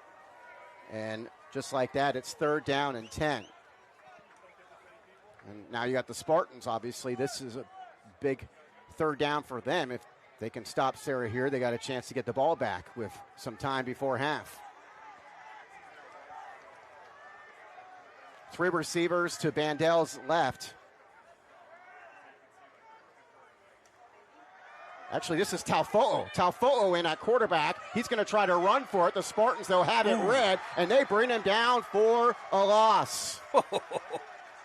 I think that was Mitzel dancing with him out on the edge, settling his feet with one of the most talented Padres, and was not going to let him escape out there. Big play by the Spartans. They'll get the ball back here. They have all 3 of their timeouts. As we go at the 2.5-minute mark in this second quarter, Walsh again back to punt. Jones Drew and Chase Young back to return. Couple speedsters out there, and Walsh's punt is going to go to Young. Young makes a catch at his own 22. Young gets brought down shy of the 35-yard line. Tackle made by the Padres. Darius Ray Young, the sophomore, making the stop. Nice punt by Charlie Walsh, booming it down there. And then Young picks it up. I thought he was going to take it to the outside. I think if he did, he would have had a little more room to operate, but tried to bring it back inside, and Padres shut that down. 205, sorry. 2 receivers to the right side of Lofton, who takes his snap under center. Split backs behind him. Spartans with all 3 timeouts over 2 minutes ago. Jones Drew makes a nice cutback, but has to settle for only a couple of yards. Yeah. Again, I mean, this is kind of a broken record, but the Padres have done a great job in that middle of that line of scrimmage between the front line and the linebackers, just sealing up and keying on Jones right now, Drew. 3 receivers now to the left of Lofton. And we're going to have a timeout by Serra, their second timeout of this first half. 2 smart timeouts, in my opinion, and when the Serra has kind of used their timeouts to gather the troops, give them a little breather, very, very important time here in the game. Get a look at the Padre sideline. They are going to be traveling to Hawaii next week. They'll be playing Kahuku 1 week from tonight. Kahuku, I mean, they're already going to have 3 games under their belt at that point. They're 2-0. They're playing Punahou tonight. And they've only allowed 17 points in their first 2 games. Kahuku, that is going to be a tough battle next week, but an exciting time for these Serra Padres as they travel across the Pacific. Yeah, and then they get back and have to go up and play St. Mary's of Stockton.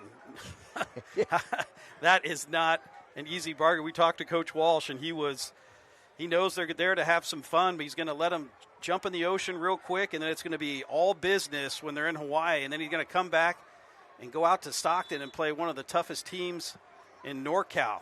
Not too many teams make that Hawaii to Stockton road trip. It's 2nd down and 7. It's Lofton running on his own. Huge hole at the middle. Lofton past midfield, breaking tackles. Finally brought down inside the 40. What a tough run by Jackson Lofton. Jackson Lofton putting him down right there up the middle. He knew he was going to be the quarterback keeper. Put 2 hands on it and put it into Maserati mode right up the middle. Man, can he get it going? A 4.5 40 hyperspeed athlete. Here we go, already 1st down and 10. Lofton rolling our direction, steps up to throw deep. He's looking for Dean, but he overthrows him and it falls incomplete. Dean, great play by Dean. He leaned out there and knew he wasn't going to get it, but by leaning out there and hitting the hip of the Padre, he did not allow the interception. Watch, I don't know if we'll see that, but there is a flag on the play. Looked like he was the one who got the hand on it. And it looks like a call against the Spartans. They're asking Coach Walsh on this near sideline.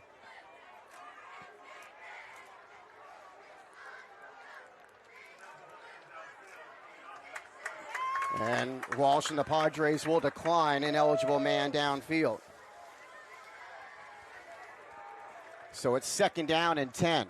77 seconds left in the first half. Spartans with all 3 of their timeouts, down by 7.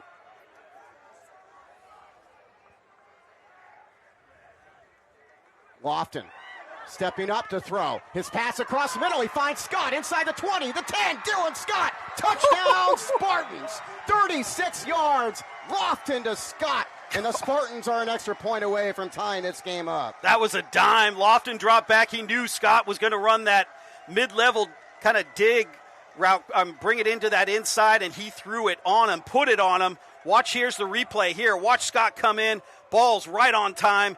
And then Scott does the rest. If you give Scott daylight, I mean, watch out. Lofton very comfortable in that pocket to move up and make that throw. His 2nd touchdown pass of this first half. Johnny Borba to kick the extra point out of the hold from Alessandrini. And the kick is good. And we are tied at 14, a thrilling first half in San Mateo for Serra's one-night game this season. Yeah, another great hold by Alessandrini. His older sister is one of the greatest soccer players in Northern California, Victoria Alessandrini, now the one of the stars for the Pepperdine Waves, and they're taking on Baylor tomorrow, probably on ESPN+. But if you get a chance to want to watch one of the greatest soccer players from Northern California, she is must-watch TV. Victoria Alessandrini. If you're out there, VT, we love you. Good knowledge there. Give her a shout-out as the Spartans pull even at 14. That last possession took just 56 seconds. The Spartans go 4 plays, 66 yards in 56 seconds. And now it's Serra a chance to go in front, back in front before halftime.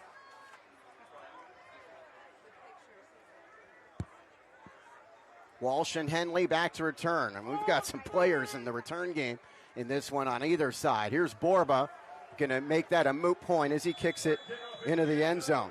Ooh, there's some hitting going on out here. Borba was not having it there either. He put that almost into the crowd. That was a huge kick. He's got a strong leg. Spartans lost their kicker. Serra lost their kicker, Saul Marks. He's at Sac State. Spartans lost their kicker of the last couple of years, Justin Yorubari. Borba now stepping in his place. Borba did get some kicking chances a year ago. And we were treated to Saul Marks here last year, hitting 2 53-yarders in the same game. He was a secret weapon last year for the Padres. Unbelievable kicker. Yeah. What a game we have here, Pat. Yeah, we saw him in the all. opening game last year. He kicked a 56-yarder against Folsom. That's right. I also watched him do a walk-off kick at Folsom. Yeah, that was the year before. The Padres in their double wing.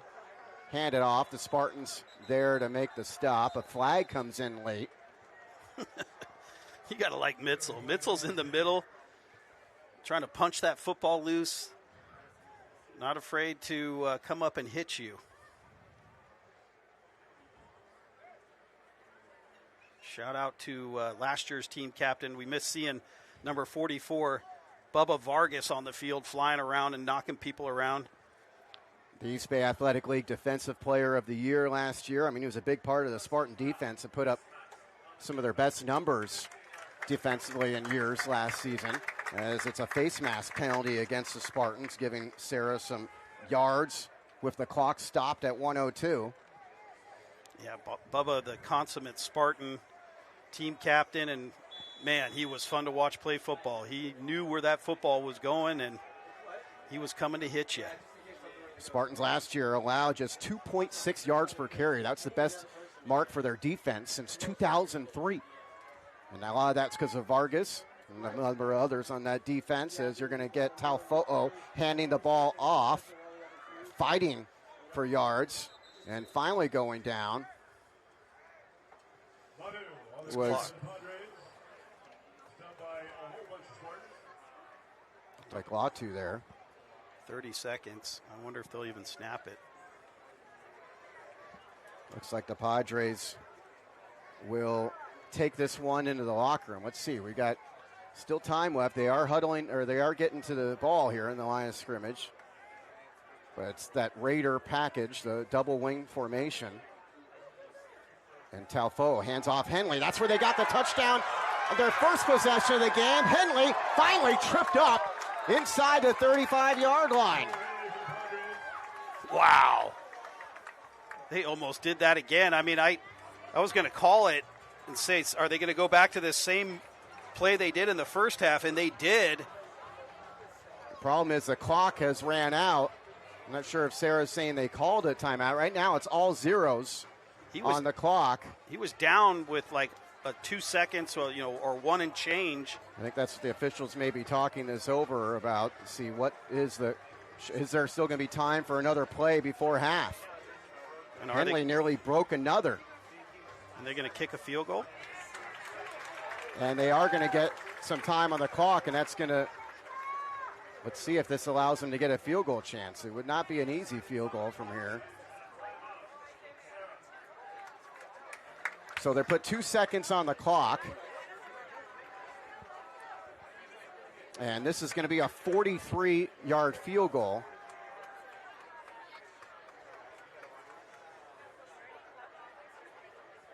And there'll be another timeout before Parker Frazier, the sophomore, gets his chance to kick a field goal to put Serra in front.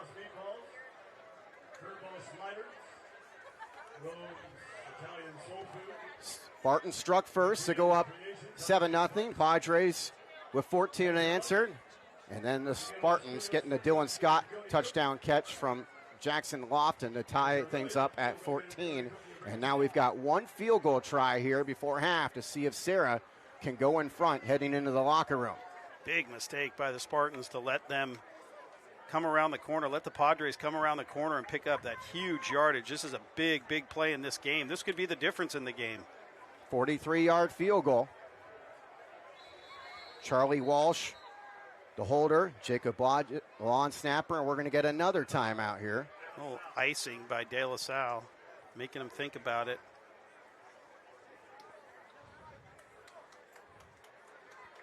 Serra will get the ball first to start the second half. So that's what makes this even bigger for the Padres. You get a field goal here, and then you come out and score a touchdown to start the second half. You're in really good shape. And it was all set up by that Giovanni Henley run that went for 39 yards.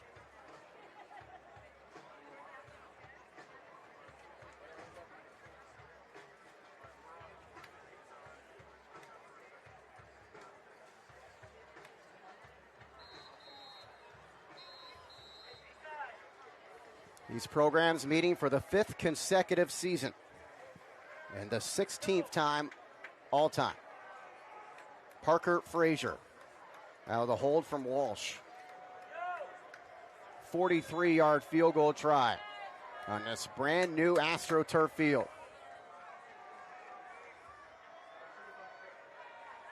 And the kick is long enough, and it is good. Parker Frazier from 43 yards out gives the Padres a 17-14 lead.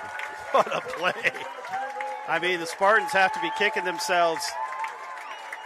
They had the play where they were doing a little trash talking, and it cost them a chance to stop the Padres on a drive deep in their own end zone in the field. And then now, 18 seconds to go, clock running, and they let Henley loose for a second time. The two biggest runs of the half have been out of the same formation, and Henley doing his thing. You got to look at Frazier's kick that put the Padres in front. We are at halftime. It's Serra 17, De La Salle 14. The Padres will get the ball first to start the second half. But we've got a treat before we take a break here. You know, before the game, they honored the Orecchia family, and John Nino Orecchia in particular, who was a senior on this team. And if you haven't heard, everyone here at the stadium was able to hear the story, but if you haven't heard, we're going to let Nino, who is affectionately known as Nino on the Serra team, we're going to let him explain the story. It's a real tragic story for this Orecchia family. I mean, no family should have to endure what they've had to endure, but they are such a strong-willed family that's got plenty of love from the Serra community, and they are the nicest people around. You talk to Coach Walsh, she's got nothing but great words for them, and it's just a terrible tragedy they've had to endure, and we're going to let Nino explain that in this interview here.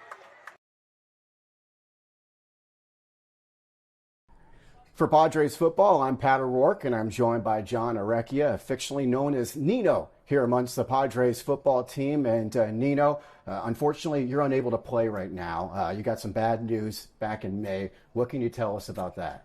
So after the De La Salle game, I found out I have an MRI, depending on my hip. If it's healing, I have a chance to play this season. If not, I may need another surgery or two. So yeah, that's what's going on with my family. Yeah, that's awful news for any high school athlete to hear, obviously. What can you tell us about your mindset when you heard that news? So when I first heard the news, I really bummed out. I'm not gonna lie, I'm a very religious man. But I actually went away from God. I was actually very angry and mad, and I told God, like, I put in all this work from December to now just to all go away because of my hip. But you know what? After my family, very religious, we prayed about it. You know, it's all God's plan. That's my mentality. Just be happy. Be happy I'm here. I'm walking around with my teammates, my brothers, great mentors we have here. And as a coach and manager, even though I can't play, I'm coaching the young bucks. So we have some sophomores and freshmen on varsity. As a coach, a younger coach, I can help them coach up the plays, coach up the technique that we have in the offensive line. Yeah, you're doing a little bit of everything for these guys.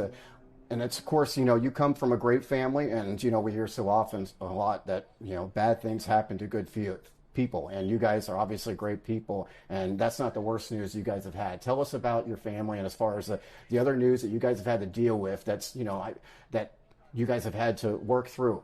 So, yes, so I'm not the only one that has this Lee-Farmini cancer gene. 4 out of my 5 siblings have it, and my older brother had Lee-Farmini, and he had cancer when he was 5, had to amputate his leg. Everything was going well. Then he had cancer again when he was 10, and he passed away in 2022 when he was 13. And yeah, that was one of the worst news I ever heard. And honestly, it really affected me, my family, affected me, my faith, tested my faith. But God has a plan for all of us, so I have to go to God.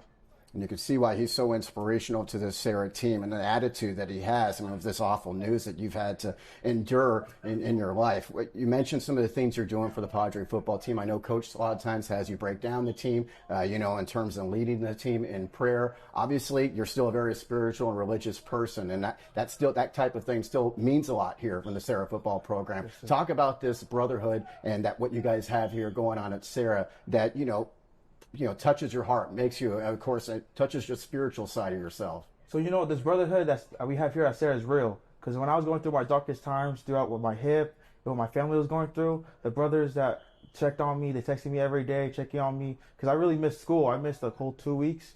And they really checked on me every day, calling me, make sure I was okay. And that really showed me, and the coaches here checked on me too. That really showed me what the brotherhood here is like, and it's real. The brotherhood here is like unbelievably, like it's great. I'm sure it was kind of you heard about before coming here, but it's probably even more of an impact once you're here and you experience it. Yes, sir. It is. What about this team? Obviously, you guys got a terrific team coming into this year. What are you most excited about for your team this year? I'm most excited seeing the new coaching staff we have. We have Coach Hill, Coach Jalen, and Coach D. Just excited what the offense has to bring to the table. We're ready to show our showcase to all the teams out there, like De La Salle, Kahuku, St. Mary's, and WCAL. So we're ready. Yeah, it seems like it. And obviously, you guys have terrific players. I mean, of course, you've got some good leaders on this team as well. But and that's what you need. You don't need just one leader. You need multiple good leaders. And that leadership aspect of it, how do you feel you can help the team on game days if you're not on the field? Oh, if I'm not on the field, I'll just tell the young bucks, like our freshman guard Gooley and our other sophomore Donnie and other freshman Sean Paul. I'll just tell them how to do our techniques. Just tell them the plays and the calls. Just help them out on the side, And obviously, you still think about your older brother that passed. How do you honor him? I'm sure you think about him every day. What are some of the things that goes to your mind in terms of how you can honor him going forward? So actually, me and my family co-founded this Lego drive called the Team JJ Lego Foundation. So what we do is either Serra, Hayward, or all around the Bay Area, families will just gather Legos for the children's hospitals. We actually got 800 Legos this past year for hospitals, not just UCSF, for Stanford, Lucille Packard, UC Davis, and Oakland Children's. So yeah, that's how the way we honored my older brother. That is amazing. A terrific story, very inspirational man. Nino, thank you so much, and good luck to you this season, and hopefully some great news after the Daywood game. Yes, sir. Thank you. All right, that's Nino. I'm Pat O'Rourke. This is Padres football.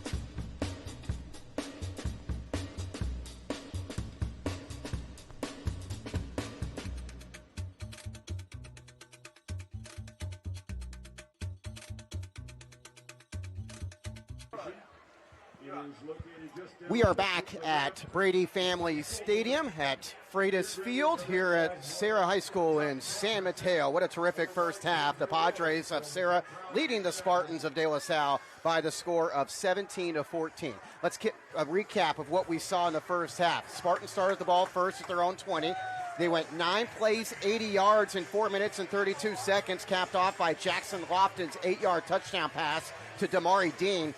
Dean also had a 46-yard catch on that possession. Spartans led it 7-0 after the Borba extra point. Serra, though, after a third and 28, and then it looked like it was going to be 4th and 16, a personal foul penalty against the Spartans. It was going to be 4th and 17. Serra got 15 yards in that personal foul. They made it 4th and 2. They went for it from their own 28, and Giovanni Henley out of that double wing formation took it to the house, 72 yards to tie the game at 7 after the Frazier extra point.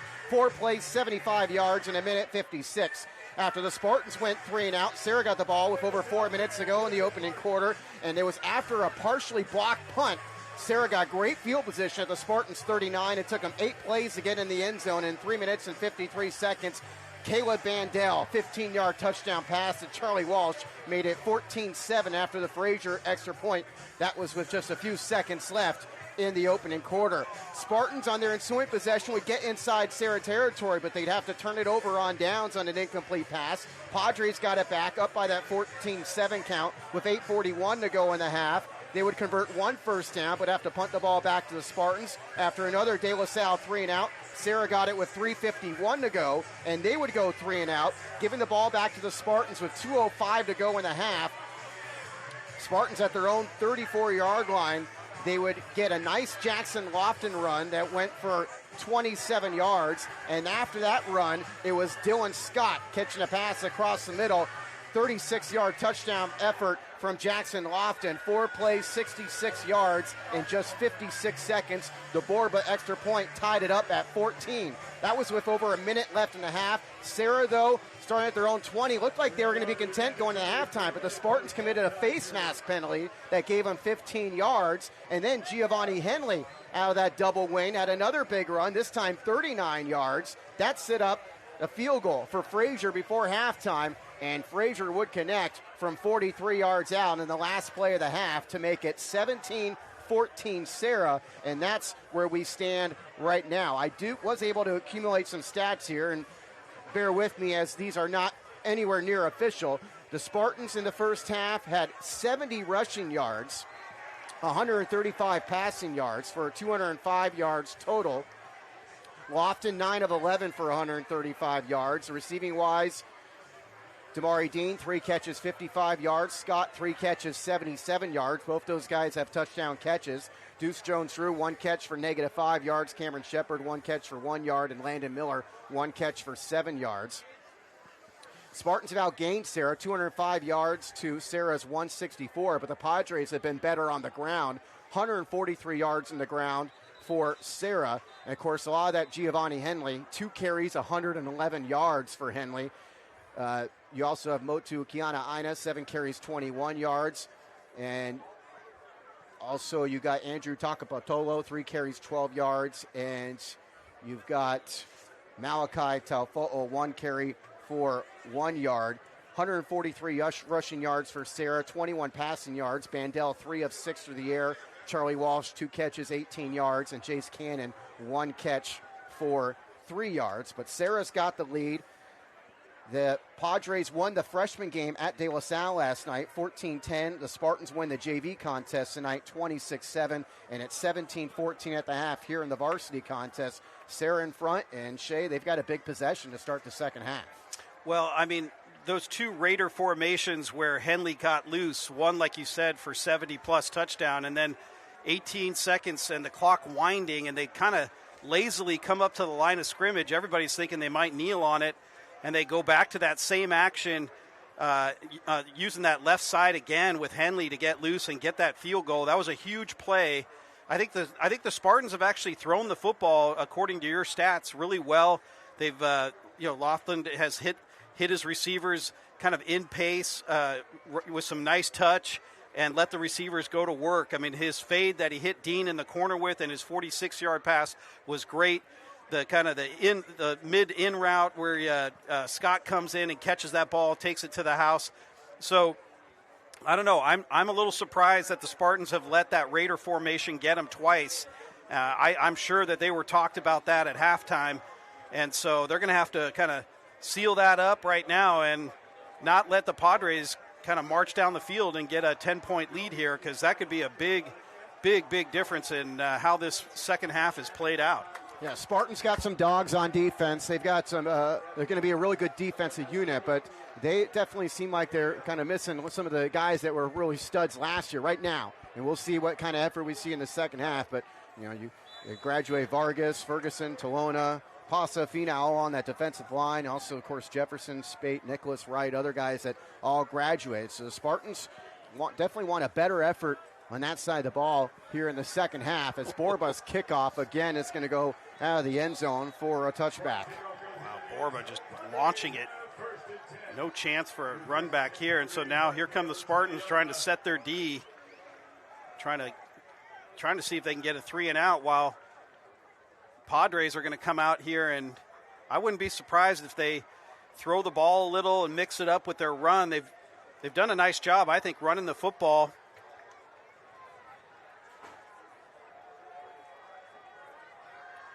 Motu Kiana Aina looks like he will start the second half in the backfield. Of course, Kayla Bandel, the 6'5" quarterback, will take this snap.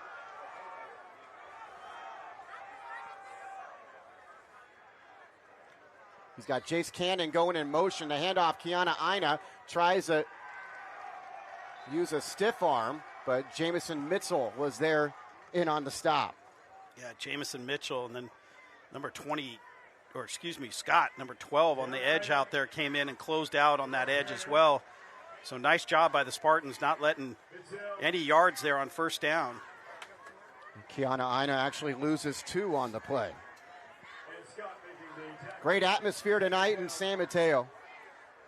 These stands are packed, and you've got plenty of people watching from the side. You can see on the screen there all the people in the end zone and the sides, not even in the bleachers watching this game. Here's Bandel, a long pocket to throw. He's got his man across the middle, but he overshot him, and there's a collision as he was looking to hook up. Damari Dean ends up colliding with Serra's Hugh Ford. That could have been offensive pass interference.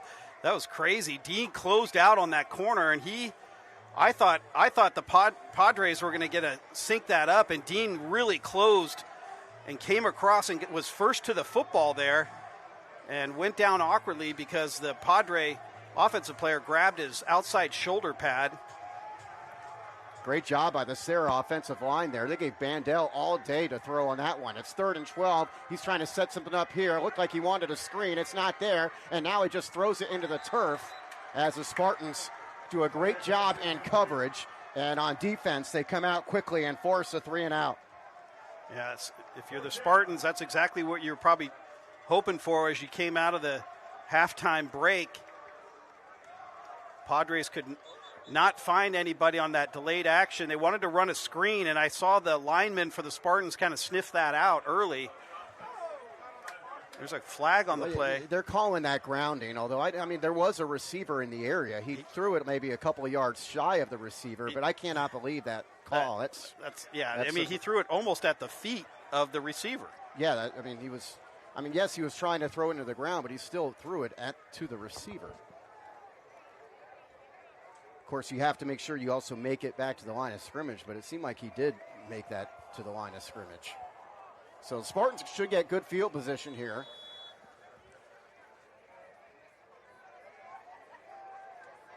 Deuce Jones-Drew and Damari Dean back to return. Yeah, dangerous right now because Charlie Walsh is literally backed up to the edge of his back of his end zone right now. And he's got to deal with a couple of track stars for Coach Terrell Ward's team at De La Salle. High snap, Walsh does punt it away. Low line drive. It bounces at the Serra 30 and rolls to the 35. It'll be picked up there, but that's only going to be a 17-yard punt. And the Spartans, who are trying to go back in front, are going to have their best field position of the night. So if you're standing along the fence, even if you're taking video with your phone, we need you to please sit down. 35-yard line of Serra is where the Spartans begin their first possession of this second half.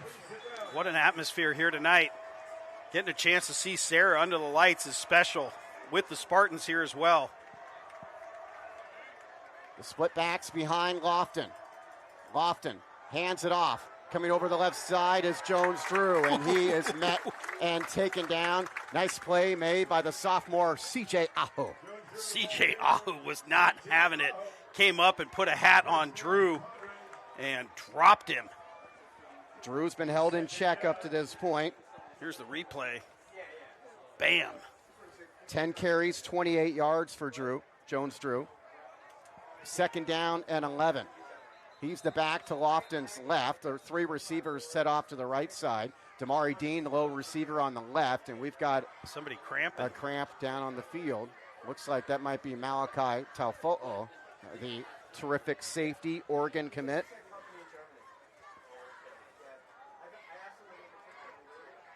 Yep. That's where the dill pickle jar juice comes out. Hopefully Taufo'o is okay. He's you heard that great interview with Nino at halftime, and you could see what a sweet kid that is. We also had a chance to interview some of the other Serra players that you'll hear at halftime of the other broadcasts we do, and one of those interviews was Malachi Taufo'o, and hopefully we'll see him come back into the game soon. He is limping as he goes to the sideline. Pat and I were here at practice one day, and we got to meet Nino in person, and he came up and shook our hand. Pat and I both looked at each other after he walked away. His hand feels like he's made out of stone. I'm still stretching my hand out from that handshake as Lofton runs over the left side and gets close to the 30-yard line. We both looked at each other and said, have you ever shook anybody's hand who feels like that? That was crazy. 6-yard pickup for Lofton, who had, in the first half, 3 carries, 30 yards. Most of those were on one run. It's 3rd down and 5, and what you expect is 4-down territory for De La Salle.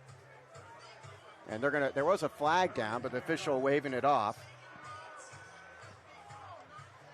I don't know. Maybe it's just me. It just doesn't seem like the Spartans. I know it's first game of the year, but they're not moving in and out of the huddle with some pace, and it's been taking them a while to get plays in and out. And play just getting in now. Chase Young coming out on the field along with Scott. Lofton gives the play in the huddle. Chase Young's going to be the receiver to the left side, 6'2", 190-pound senior. Split backs on 3rd down and 5. Lofton, short drop, wants to throw, throws it behind his target, Scott, and it falls incomplete. Lofton's been pretty accurate tonight, but that time he misfired. Yeah, it seemed like Scott was not thinking that he was going to have to settle down. He slowed down on that kind of little breaking in route from the outside, and he tried to slow down into 3rd gear, and ball was still way behind him, and he was not able to lean back and make a grab there. Padres stopped the Spartans earlier on 4th and 7. It looks like the Spartans are going to settle for a field goal chance here from Johnny Borba. Borba 0 for 1 on his field goals last season, getting his first chance in 2026, and it's not an easy one. A 47-yard effort out of the Alessandrini hold, and we're going to have an issue up front. Both teams are pointing at each other as far as who jumped.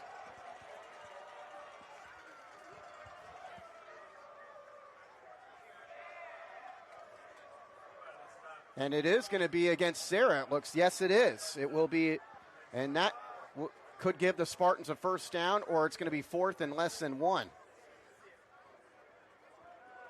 Haven't heard a call yet. Obviously, I know they're about to walk it off in the Spartans' favor here. Looks like from where the ball was marked, they would get a first down, but maybe not. Yeah, the first down marker's at the 25-yard line. The Spartans were at the 30, and they're still waiting for the official to mark it off.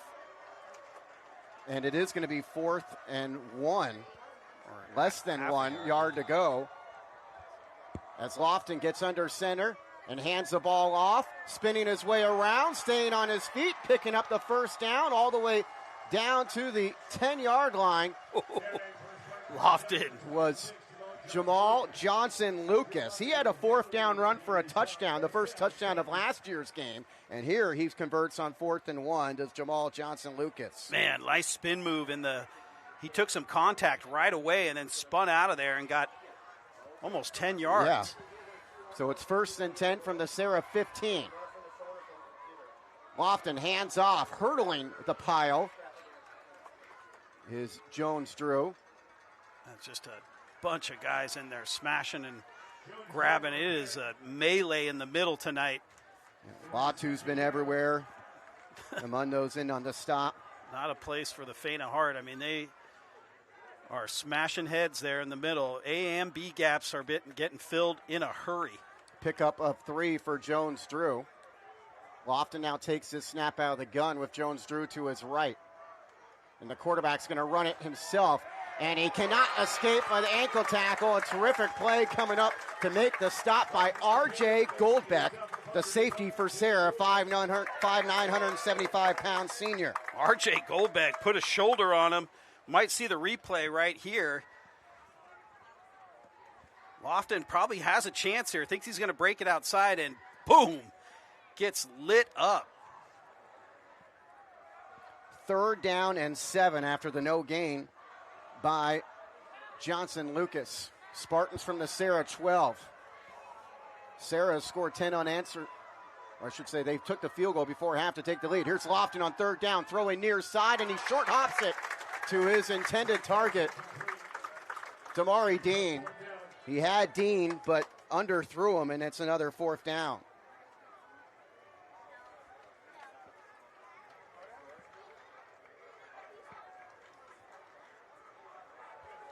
On 4th and 7 before, they had Borba out here, and this is a much more makeable. It would have been a 47-yarder before. Now he's got to convert a 29-yard field goal try. Johnny Borba, also a member of the Spartan basketball team, 6'3", 215-pound senior. His low line drive is no good.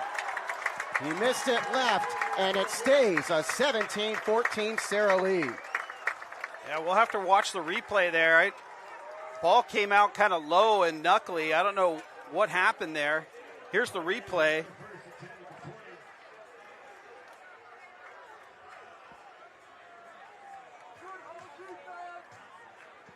Seemed like a nice catch, and the ball got down and just was not able to convert. So Padres now 3-point lead and a chance to drive this football down and go up 10. Again, special teams been a big difference. Serra made their field goal before half. Spartans missed their field goal here. Also, Serra's got a blocked punt tonight. And they have the football with this 3-point advantage.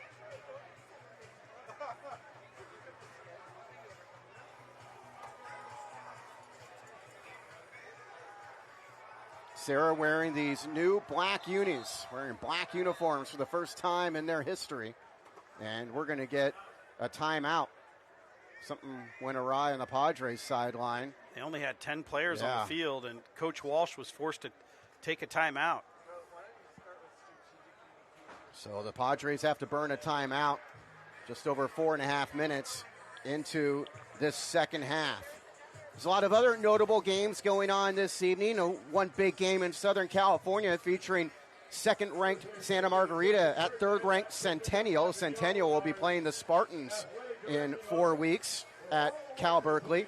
Number 1, St. John Bosco in action against a Pennsylvania team tonight. Roman Catholic is their opponent. Also down south, Orange Lutherans at 11th-ranked Cathedral Catholic. These are all Cal High Sports State rankings. Cardinal Newman's at Folsom tonight in a big NorCal matchup. Cardinal Newman is De La Salle's opponent next week. Reardon, of course, they'll play Serra on Halloween in San Francisco. Reardon tonight's in Utah. They're playing at West High School in Salt Lake City. Grant tonight's at Central East. Pittsburgh's home against Monterey Trail. Archbishop Mitty taking on Acalanes at Foothill College. Those are some of the other games going on this evening. First down and 10 for the Padres, and we're going to get a flag. By the way, Cardinal Newman leading Folsom 10-7 at halftime of their game. Cardinal Newman, they are looking to compete with the big boys in NorCal and in the NCS. It's been De La Salle and Pittsburgh that have kind of dominated the NCS, and Cardinal Newman's hoping to change that. And again, that's the Spartans' opponent next week. So offsides against the Spartans makes it 1st down and 5. Bandel wants a throw. He's got a man downfield, and it's intercepted. Picked off by the Spartans, Kingston Jennings. Jennings gets taken down to the 35. We have our first turnover of the night, and it was an underthrown ball that Jennings, the junior, was able to haul in. Wow, I don't know what the late flag is here, but watch Jennings come in and break back on this route. Looked like some type of zone coverage, and he was all over it. And then watch this flag come in real late, right there. And I don't know what it was. I didn't see what it was for there. It's the first turnover of this game after the Spartans had just missed a field goal.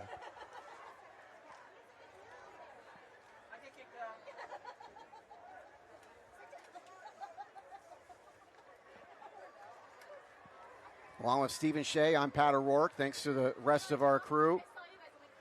Our producer, Kevin Allison, camera people, Luis Rangel and Robert Allison, and as well as our scoreboard operator tonight, Serra student Owen Schwalbach. Appreciate his work tonight, doing a great job on the scoreboard on the bottom of your screen. And it is a penalty against the Spartans, going to move him back to the 40-yard line. We got Charlie Walsh trying to work out some cramps on the sideline here for the Padres. He's down on the ground with the trainer. They got the massager working on both legs for him. Yeah, we saw him have some cramping issues last season. He was hoping that would be behind him. Of course, we've already seen, and we've got to keep an eye on Malachi Talfo'o leave this game. But he is back in there for Serra.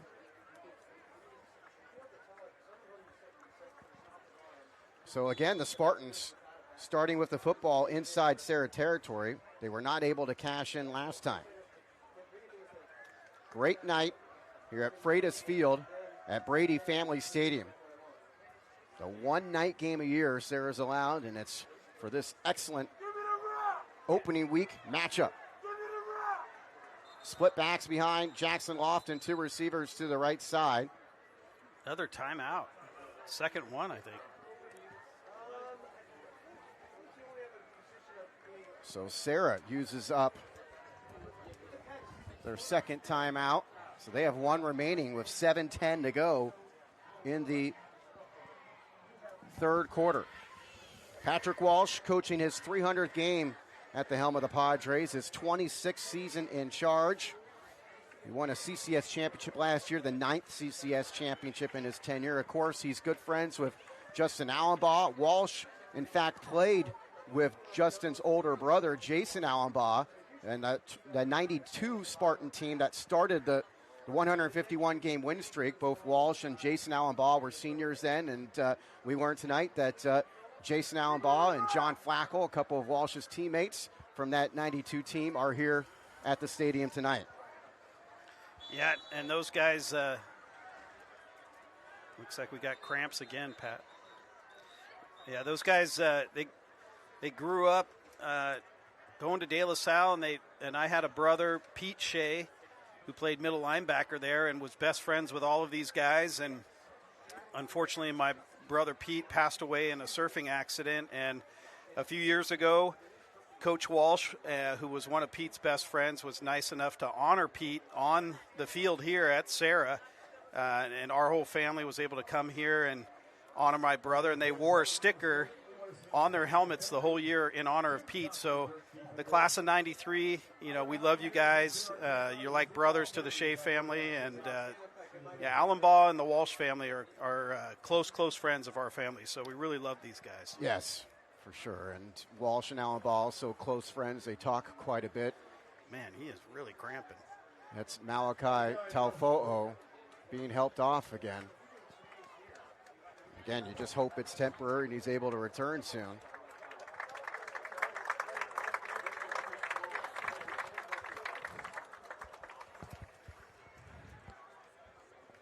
But like you mentioned, Walsh and Allenbaugh, not only great coaches, but better friends and family men as well. Yeah, amazing guys.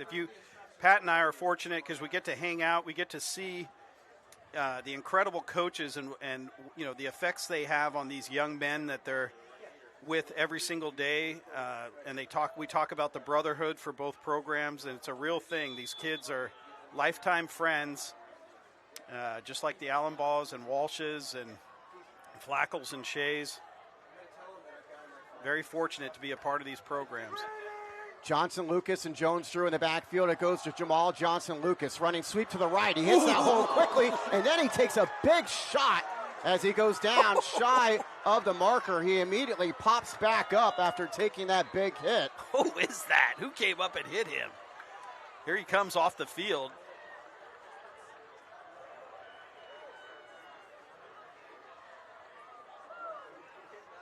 Trying to get his number. It wasn't easy to tell. These black looked like number that was 6, maybe. It was Justin Miller, I believe, that gave him that big shot. Justin Miller was on a beeline. Even more impressive, I thought Jamal Johnson-Lucas just popped right back up like nothing happened. 2nd down and 1 on play action. Lofton has time to throw. Now goes back to his right side towards the sideline. Lofts it up in the air, and it is incomplete, almost intercepted on that far side of the field. He was trying to throw it away, and the Padres nearly came down with that one in bounds. Yeah, he's got some great feet. I mean, you watch him set his feet. He was went to at least 2 or 3 reads there and had to come back to the other side. There's just nothing there. He did throw it away. Coach Allenbaugh probably wants him to put a little more juice on it if he's going to throw it away. 3rd down and 1 after that incompletion. Nearing the midway point of the 3rd quarter. Same score as we had at the half, 17-14, Serra Padres.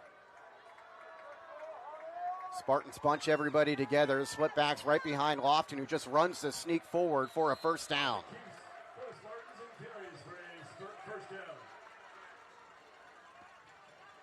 There was a lot of angst, I think, amongst the Spartan faithful wondering about the quarterback this year. You had Braden Knight, who had so much good experience the last few years. I mean, he was a veteran. He was a guy you could rely on. And people weren't quite sure who'd be quarterback coming into this year. But Jackson Lofton has taken over the reins. And he was great in the scrimmage last week. He's been solid in practice. But it's a lot different when you're out there, the varsity level, getting a start. And he's done a good job against this solid Serra defense, but he's got to make sure that the Spartans can cash in on this possession now. Down by 3. He's going to run the option to the left side, and he will be taken down.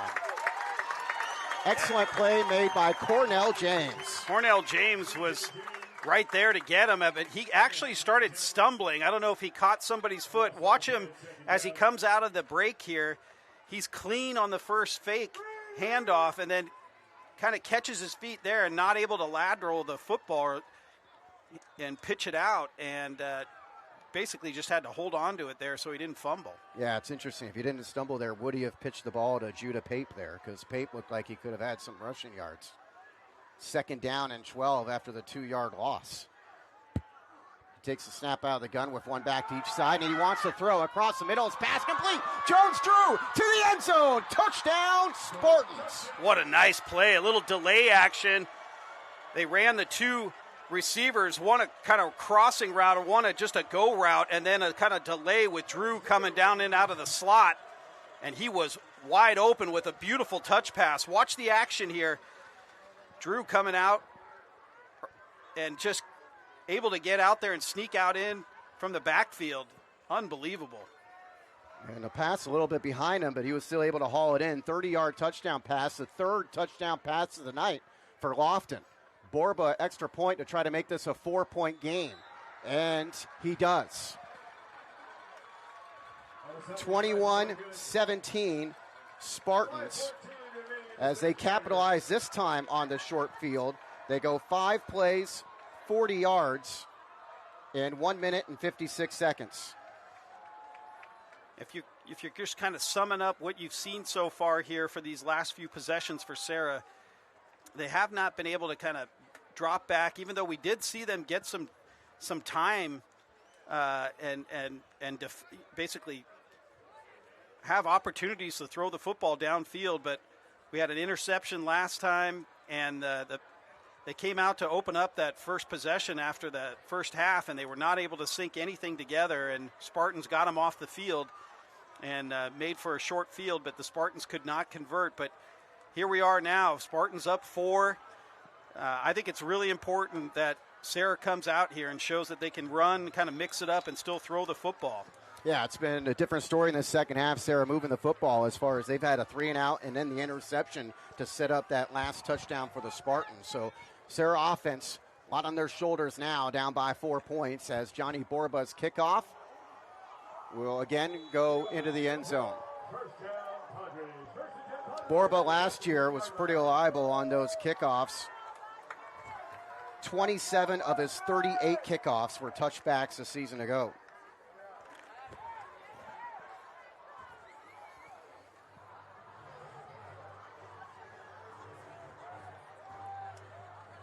So Serra and the black unis back on the field.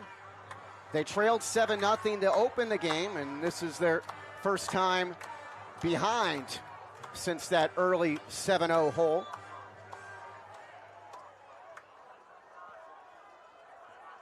Looks like a passing formation here for Serra. Bandel takes a high snap, hands it off, and the Spartan defense again coming out strong in the second half.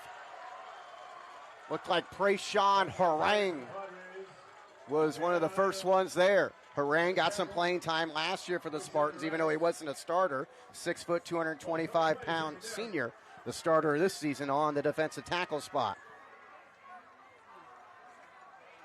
Yeah, Harang looks like a big-time athlete. He's been flying around out here. 2nd and 11. Bandel looking the deep ball up the near sideline. The pass is going to be incomplete. They're looking for Charlie Walsh, but there was terrific coverage on the play by Kingston Jennings, who had that interception on the last possession. Yeah, Kingston Jennings, little chatter right now. Charlie Walsh kind of trying to stretch out his leg. He's also suffering from some cramps right now. You got to look at the replay. You see Jennings, he just had great position there on Walsh. Walsh couldn't get by him as he was tracking the football.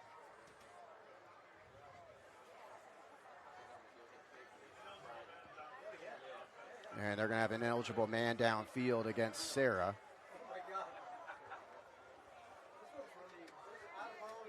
Spartans will decline it because it's 3rd down and 11. Serra looking for their first down of the second half. Kiana Aina, the back to the left of Bandel.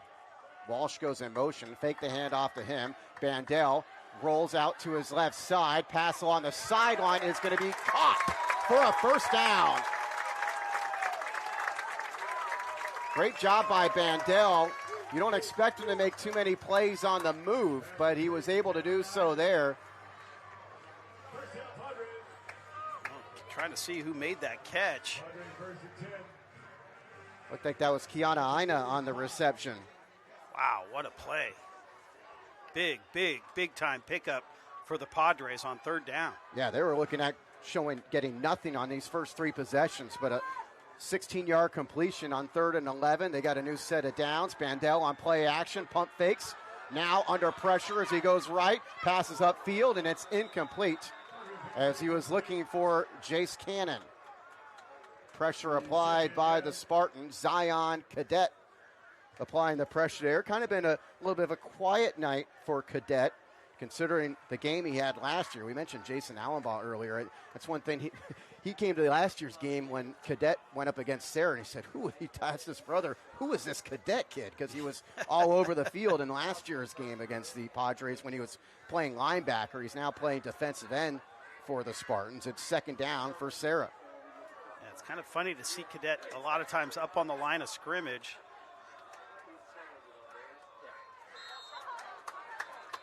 And a whistle before the snap. False start on Serra. Serra just cannot have these type of problems right now. You don't want to start off your possessions behind the chains and kind of forcing these passing situations right now. Caleb Bandel, He's got to get a clean look, get somebody open right away that he can lock in and really make a nice throw to, see if he can get somebody open quickly. Pass comes in near side to Walsh. Walsh somehow breaks one tackle, but he can't break a second as he goes down. Spartans flying to the football on defense. Again, Jennings was there, Landon Miller as well. Kind of felt like that was going to be the action they were looking for, just something that Caleb could get a quick look and just let it go, and they love to get Walsh out on the edge here, but the Spartans are waiting on that. They know how dangerous Walsh is out here on this edge. Landon Miller didn't play the whole season last year, was out a few games because of injury. He still had 8 tackles for a loss last year, and he gets another one there as it's 3rd down and 16 from their own 29. Bandel, pump fakes, nowhere to go. He then tosses it up in the air. It falls incomplete as he was going down. The Spartans applying pressure. Facto was there, bringing him down on the play along with sophomore C.J. Peterson. Yeah, a lot of pressure early. It forced Caleb to have to come up into that pocket where even more Spartans were coming for him at full speed, and that broke down on him fast. He really didn't have anywhere to go with the football. Spartan defense, very impressive in these first 3 Serra possessions of the second half. And we'll see what kind of field position they get here as Charlie Walsh again is back to punt. And Dean and Jones-Drew back to return. I feel like Dean gets a ball here. He can make one move and really cause problems. And this isn't Walsh punting. This is actually Frazier, the kicker. Oh, wow. And it's a high punt, but it's not deep at all. It's going to go out of bounds on the Serra sideline. Almost took out Ethan Castle, the reporter on the Serra sideline. And this punt is going to give the Spartans great field position again inside Serra territory. Watch out, Ethan. Ethan down there in the mix. So the Spartans start inside Serra territory again. This is their 3rd possession of the second half, and each one has started inside Serra territory. The first time they had it was at the 35. They missed a short field goal after that possession. Last time they started the Serra 40, and they got the 30-yard touchdown pass from Lofton to Jones-Drew, and now they start the Serra 45 and a chance to go up by 2 scores.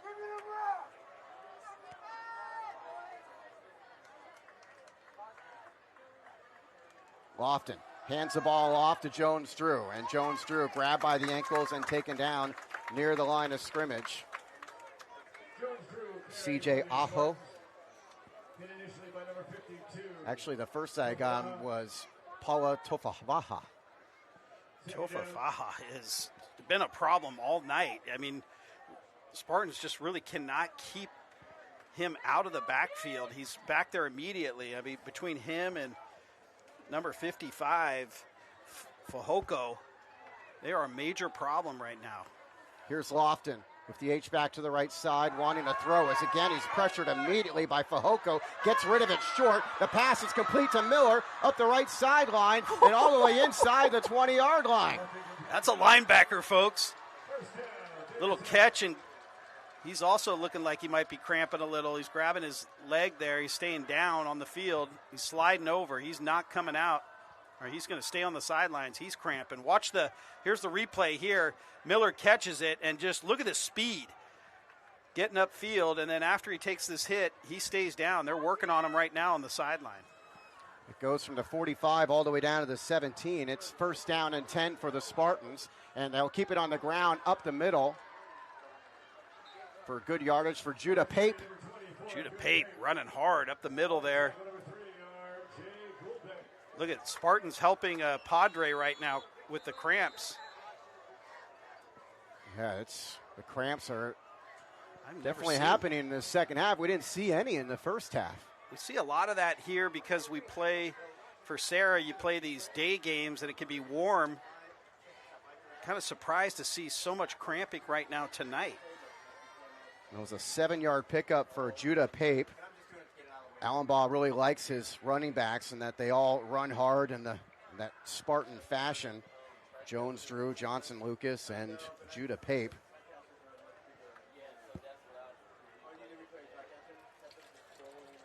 It's 21-17 De La Salle. It was 17-14 Serra at the half. Spartans trying to go up by 2 scores. Nobody has led by more than 7 in this game tonight.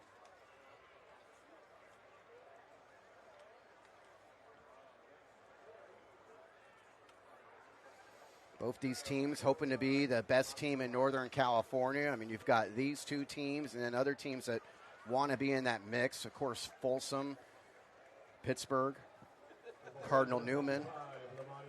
And then you also got Reardon, Oak Ridge, Grant, among others that all feel like they got a chance to be the best team in Northern California. But the winner of this game tonight really takes a big step towards doing that. As Liamani Fajoko is the one who's coming off. Hopefully he's okay. Folsom, by the way, leading Cardinal Newman now 14-10 in the third quarter of that contest. 2nd and 3 for the visiting De La Salle Spartans from the Serra 10-yard line. Johnson, Lucas, and Jones Drew behind Jackson Lofton. He'll hand it off. It's Johnson Lucas getting inside the 5. A Spartan first down. By the way, one of the other games going on west of Salt Lake City beats Reardon tonight 21-13. First and goal from the 2-yard line. Those Salt Lake City teams are for real. The Spartans played East Salt Lake City about a decade ago, and East won at De La Salle on a last-second field goal. That was a while ago. Here it's first and goal from the 2. It's Lofton keeping it himself, getting a push from his backs from behind, looking to get across, and he will be denied about a yard shy.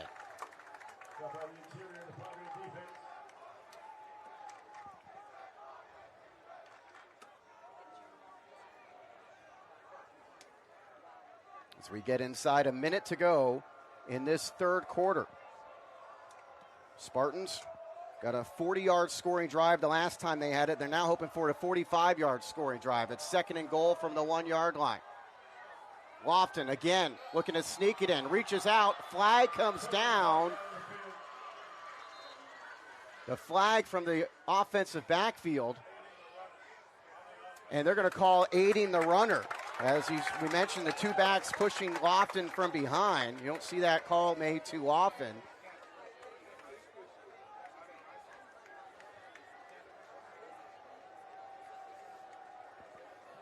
So wipe away the score.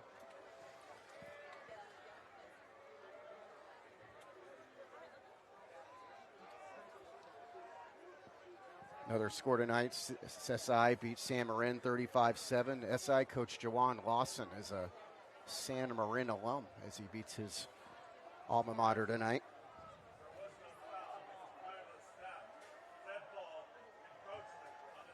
So wipe away aiding the runner. The offsides penalty will mean it's 2nd and goal from the 1 again. They'll move the ball a few inches here. Down the road, Acalanes is beating Mitty tonight, 35-14 at Foothill College.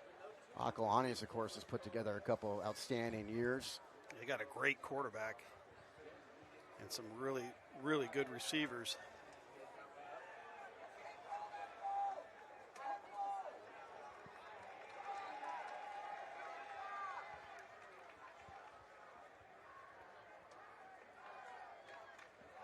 Justin Allenbaugh out on the field talking to the official here about what's going on.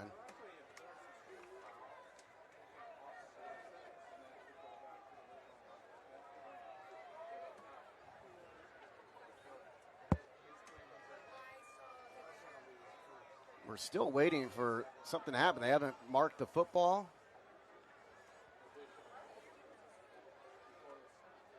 Now they do. Let's see, it's like at the 1-inch line.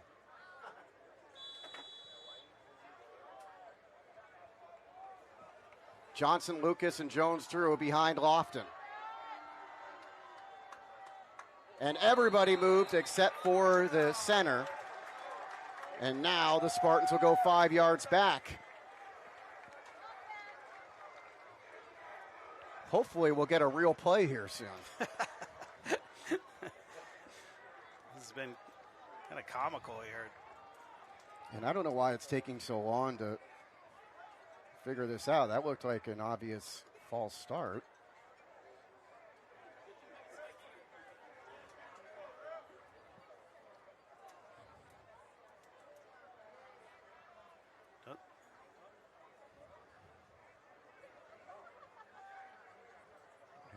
I'm telling you, we're not going to Denny's tonight. Yes, we are. Yes, we are. Are you sure? Okay. All right, here's the call. Okay. Yes. I feel like that could have come a little earlier.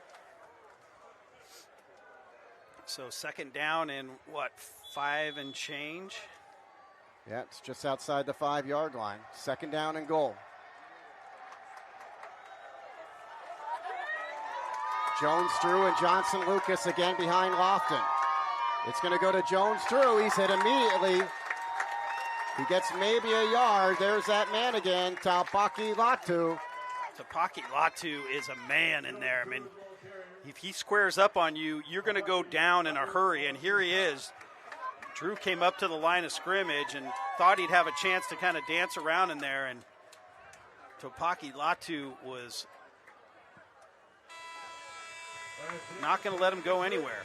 That takes us to the end of the third quarter. When we start the fourth quarter, the Spartans will have a 3rd and goal from the 4-yard line. But a nice play made by Taupaki Latu, the 6', 245-pound senior, a returning starter for Serra, who's honorable mention WCAL last year. He makes the stop. We'll take a brief audio timeout, and we'll be back after this. You're watching Serra football here on Padres Athletics.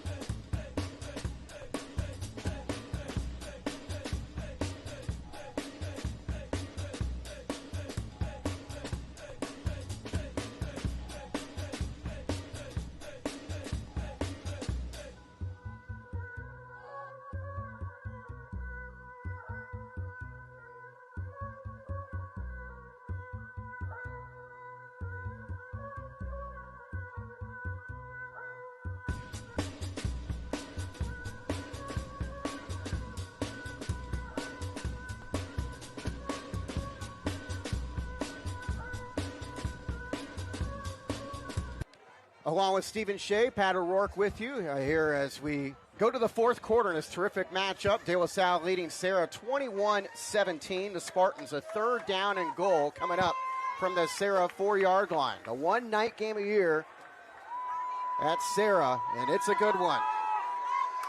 Johnson, Lucas, and Jones Drew again behind Jackson Lofton.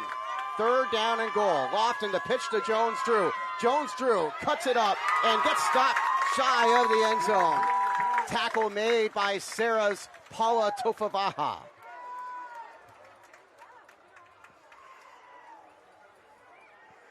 So that's going to bring up 4th down and goal. Usually 4-down territory for the Spartans. That was a slow developing run play over to the left side of the line. Spartans were trying to open up something, but I mean, really all night long, Serra's done a fantastic job kind of plugging up the middle of that line of scrimmage, and same thing there, and they're keying in on Jones. So, Let's Go Padres chant breaking out here at Brady Family Stadium. And it looks like we're going to get another timeout on the field. The clock is running, but both teams are going to the sideline.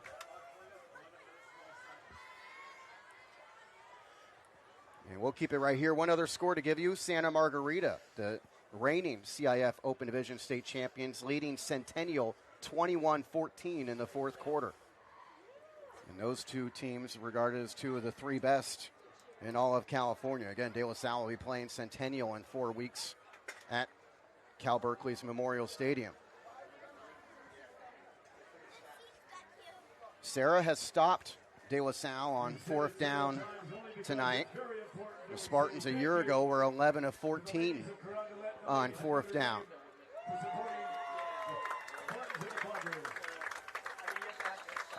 Another score down south, St. John Bosco taking on that Pennsylvania team, Roman Catholic. St. John Bosco well in front there, 38-13. They're trying to bounce back after that loss against Bishop Gorman last week where they fell behind, came back, and then lost.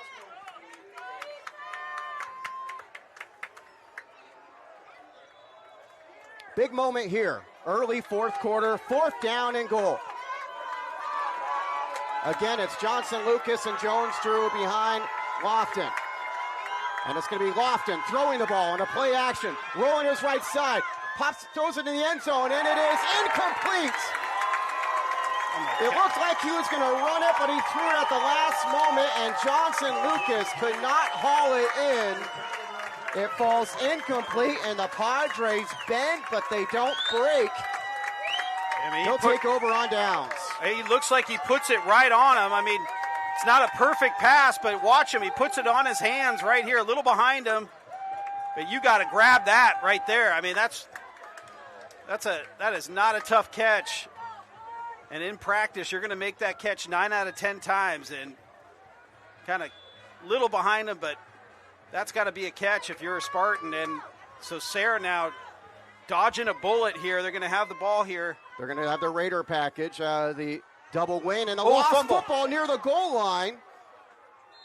And now you wonder, Serra, it looks like they recovered, but did they recover it out of the end zone? It looks like they did. Oh, wow. Another bullet dodged. That's the second time we've seen him fumble out of that Raider package tonight. That was lucky and fortunate there for Serra. Serra put it on the deck and was able to come up with it. So here's Talfo'o on 2nd down and 11.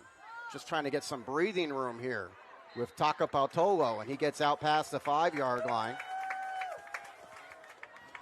That was a big, tough run there for Serra to get some breathing room, get away from that goal line a little, have a manageable 3rd down now for the Padres. See if they can push their way out of this side of the field. Yeah, it's a field position game now. If you can just get a 1st down, you get a little bit more breathing room, or else De La Salle's going to get the ball back in good field position again. So out of that double wing, it's Talfo'o handing the ball off, breaking a tackle, and going down at the line of scrimmage. It actually looked like that was Will Trimborn that was running and Giovanni Henley is the one who had the carry, but Trimborn was the one who was taking the snap as Talfo'o is out of action right now. Yeah, and you had Cadet in there causing problems off the edge as well. That play broke down quickly for the Padres, and it was kind of a scramble mode, and Spartans wrapped it up, and now forcing the punt once again. Padres kicking from their own end zone. And Parker Frazier had a very short punt last time. Now in the back of the end zone. Again, Charlie Walsh left earlier with apparent cramps. Let's see Frazier. He's going to try to boot this one away. It was nearly blocked. This is returnable for Jones Drew from the 35. Gets past one man, stays on his feet, gets close to the 25 before finally he's taken down. And here are the Spartans, the 4th time they've had the football in this second half, and all 4 times they've started inside Serra territory. First down, Spartans.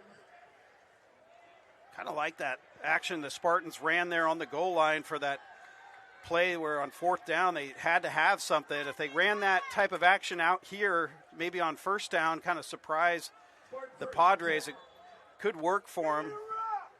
Done a nice job when they have passed tonight.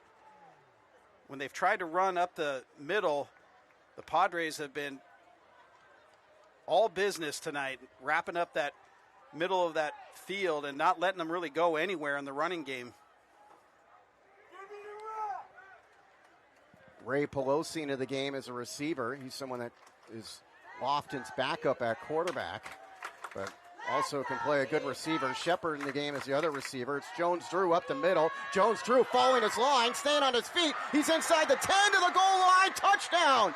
Deuce Jones Drew, 27-yard run, and the Spartans are up by 2 scores. Man, that's a senior running back play there. He had to stay patient in the hole. Took some contact, but kept dancing, and then just followed his blocking and got away. Here's the replay. Got away out to that left side. Look at him, staying patient, and then boom, makes that left cut and knows that he's going to have all daylight out there and gets to pay dirt. Great run for the Spartans. Terrific run for Jones, Drew. He had 7 touchdowns on the ground a year ago. Gets his first touchdown on the ground tonight, his second touchdown overall, as Borba's extra point is good, and the Spartans lead it 28-17. They go one play, 27 yards in 9 seconds, as they this time capitalize on the short field. And now it's up to the Serra offense, which has had 4 possessions and 1 first down in this second half. Yeah, it really looked almost completely different than they did in the first half. They were able to put some runs and some passes together in the first half. Obviously, they had the big 70-yarder out of the Raider formation to Henley, which definitely got him some momentum and got him back into the football game. But really, this second half, they have dropped back to pass and been under a tremendous amount of pressure from the front line of the Spartans. And then the defensive backs and the safeties for the Spartans making an interception and lots of great plays in the backfield, locking these receivers down. So Coach Walsh is going to have to dig into his bag here and try to figure out what he's going to do to change up and try to see if he can get some momentum here going. Borba's kickoffs have been consistently going into the end zone.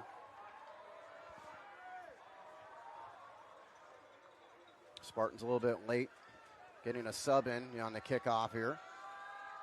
And they're ready to go. 14 unanswered points in this second half to take a 28-17 lead. And there's Borba again kicking it into the end zone. First down, Padres at the 20.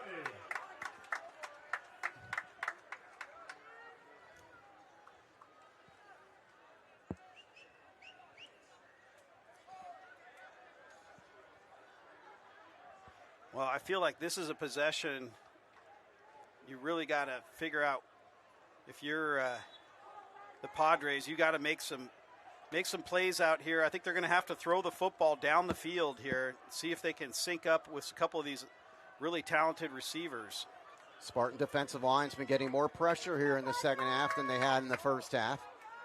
Bandel with the back to his right will hand off. That's Takapatolo, and Takapatolo met by the Spartan defense. Zion Cadet, Bradley Facto in on the stop. I mean, Chase Cannon, the big 6'4" tight end who's going to USC, has been super quiet tonight, and he really made some incredible plays. They run a kind of a 15, 20-yard out that they run for him on occasion, and you put it in anywhere near him, he usually comes down with it. They haven't been able to get that play off tonight. Landon Miller keeping eyes on him here on this 2nd down and 7. Bandel looking the other direction, rolling to his outside. He finds Walsh for a first down catch. Walsh takes a hit.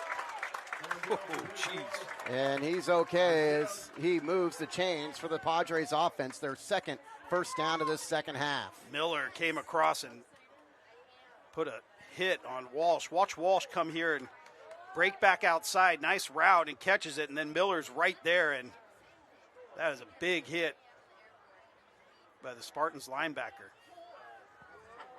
First down and 10 from the 38, 15-yard pickup. Bandel pump fakes. He wants to throw across the middle. He's got his man complete inside Spartan territory. Dean makes a stop, but he comes up limping, and he hits the turf. As Jace Cannon, you were calling for Cannon to get involved, he makes the catch there that gives the Padres a 17-yard pickup. Dean is still down on the ground. He looked like he part of that hit. I thought he was down on the ground and kind of hit Cannon low. And it's his right leg. I don't know if he's got a leg up and he's cramping, which would be a good sign. Dean is going to be a major counted on to be a major factor for the Spartans this year. We've already seen him catch a touchdown pass earlier in this game. Does it look like it's a cramp? He's got ridiculous speed. Part of the Spartan track team and compete at the state meet in Clovis. And they're trying to get him some fluids. Yeah, it looks like he could be cramping. He took a shot on big Chase Cannon and probably cramping up. Head trainer for De La Salle, Doug Bauman, was going to help him off, and Dean said, no, I got it. I can go off on my own here. So, well, they went to the big tight end, and it served them well. I think they should kind of try to focus in and see if they can still look for him. He's such a big target with great hands, and he seems to always be able to get open. Even if you throw it to him late out on the sidelines, he's made some incredible catches over the last few years. Empty set for Bandel on 1st down and 10 from the Spartans 45. Bandel jump passes across the middle to Walsh. Walsh makes the catch, immediately tackled by C.J. Peterson. C.J. Peterson wrapped him up quickly. Nice catch by Charlie Walsh coming across almost like a drag route. 4-yard pickup. 2nd down and 6. Again, an empty set for Bandel. Bandel wants to run. Now step and throw and a run. He's got a man wide open. Touchdown, Padres. Nobody kept with Hugh Ford. Ford makes the touchdown catch, 41 yards out, and the Padres are back within 1 score. Whoa, what a move. Bandel stepping up in the pocket. I think he was locked in on his receiver the whole time, thinking he would pop open, and he did. Here's the replay here. Watch him. He's looking out there already. He knows it's going to have a chance, and there he is. When he came up in the pocket, he was wide open and put it on him. Clear miscommunication for the Spartans as Ford makes his first catch, a 40-yard touchdown, 41-yard touchdown throw. And we've seen both these quarterbacks now in this game step up in the pocket and make plays. Bandel, terrific effort there. Might be going for 2. Yes, it looks like they're trying to get within 3 here. Bandel on the 2-point conversion try. Wants to pass across the middle again. It is caught. The 2-point conversion is good to Chase Cannon. And Serra's within 3. Wow. We said Coach Walsh had to mix it up. He's high-fiving his coordinators on the sideline right now, and now the Padres are back in this ball game with some big, big plays. They came out and were basically said, we're going to throw the football, and they did. Watch this. As they drop back, they're looking for the big tight end, and here he comes. 2 great plays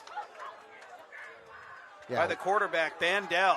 I mean, we were talking about how this Serra offense had struggled so much their first 4 possessions of the half. They had just 1 first down, but they moved down the field there. Well done by the Padre offense and new offensive coordinator, Mike Hill. A salute to him and his services. He's also a police officer in San Francisco, and he just orchestrated calling the plays on that drive. 5 plays, 80 yards in a minute 39. Bandel 4 for 4 on the drive for 77 yards, including that 41-yard hookup to Hugh Ford. Yeah, Bandel, Coach put him in the shotgun formation, said, let's spread the Spartans out and let's see how we can throw the football. They found the big tight end over the middle of the field, and then the late touchdown as they came up in the pocket, wide open touchdown. And this terrific night of football continues. The kickoff is going to go into the end zone for a touchback. And now the Spartan offense, which has had short fields throughout this second half. This is the first time they'll be starting in their own territory in the second half. And a chance right now for the Padres. Defensively, they've had a solid night, stopping the run pretty much all night. They let Bryce Jones-Drew get loose for that last run. That was really the kind of a one moment that is a little different. But look at the Spartans coming up to the line of scrimmage quickly now. Lofton under center. Hands it off. Johnson Lucas gets through the pile. Falls forward for about 5 yards. Yeah, Johnson Lucas runs with some power. It'll be good to see him get a bigger workload this year. I mean, there were so many backs they had to feed last year. He ended up with 40 carries as a sophomore. He's going to surpass that number by a good amount this season. He picks up 5. It's 2nd down and 5.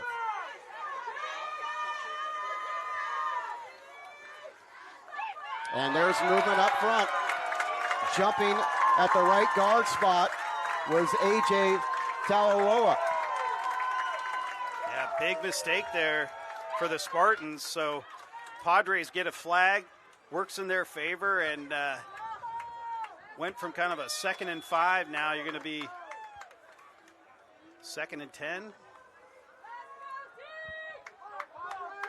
Talaloa, a UNLV commit like Dylan Medina, the Serra middle linebacker, jumped a little early there. He's looks like Spartans are going to go with 2 receivers to the left side. Lofton wanting to throw. His pass far sideline is going to be caught, but taken down immediately was Dylan Scott. Nice play made by Serra's Darius Ray Young, a sophomore of their own. Nice pass by the Spartans. Got a little pickup there. Got about almost half of it back. Going to test them now. They're going to have to about a 3rd and 6 here for the Spartans. Padres now got to lock in here. See if they can force a punt. 3rd down and 6. The delay draw to Jones-Drew. Can he pick it up? He will be denied. Padres defense holds strong. R.J. Goldbeck among the black shirts and on the stop. So the Spartans had all that momentum with 14 unanswered points. But Serra gets the touchdown possession, the 2-point conversion, and then a 3 and out. We'll see as it's 4th and 2 for the Spartan offense. I'd be surprised if they go for it right now. Still 5 minutes to go in the ball game.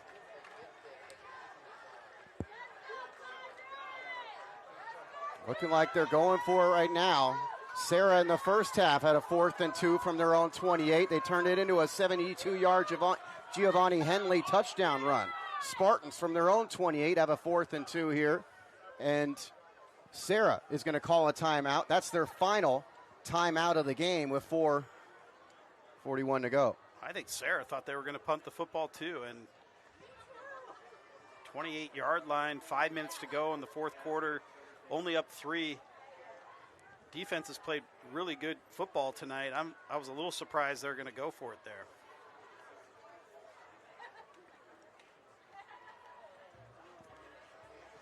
So they'll huddle up. Let's see if any minds get changed here.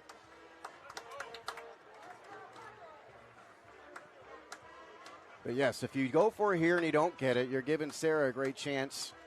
You're just giving them a short field. You give Serra a down short by field. 3. Down by 3. I think Serra has got some momentum now. They're feeling good about their passing game right now.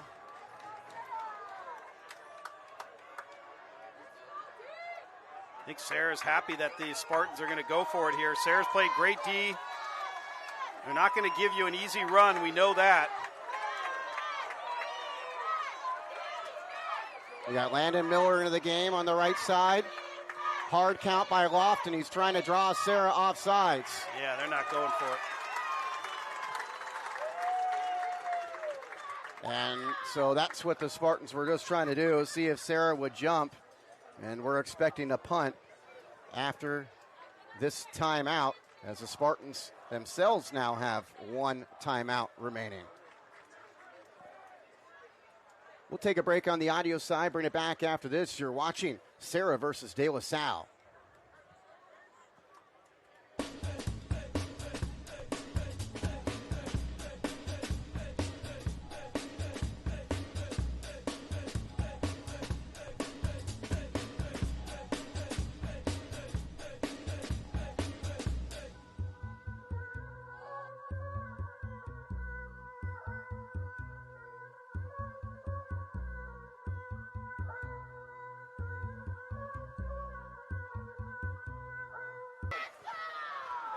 4th down and 2 for De La Salle at their own 28-yard line. Spartans leading the Padres 28-25.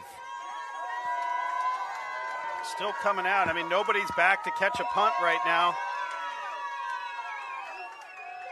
They do have him in a shotgun. Yeah, that is where you expect Lofton to drop back and punt it away here. And he will punt.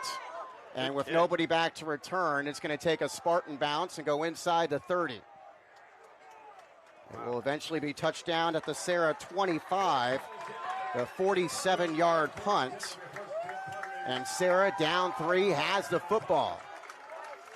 Well, Serra proved that they're not scared to drop back in that shotgun and spread everybody out and throw it around the yard, and paid off for them.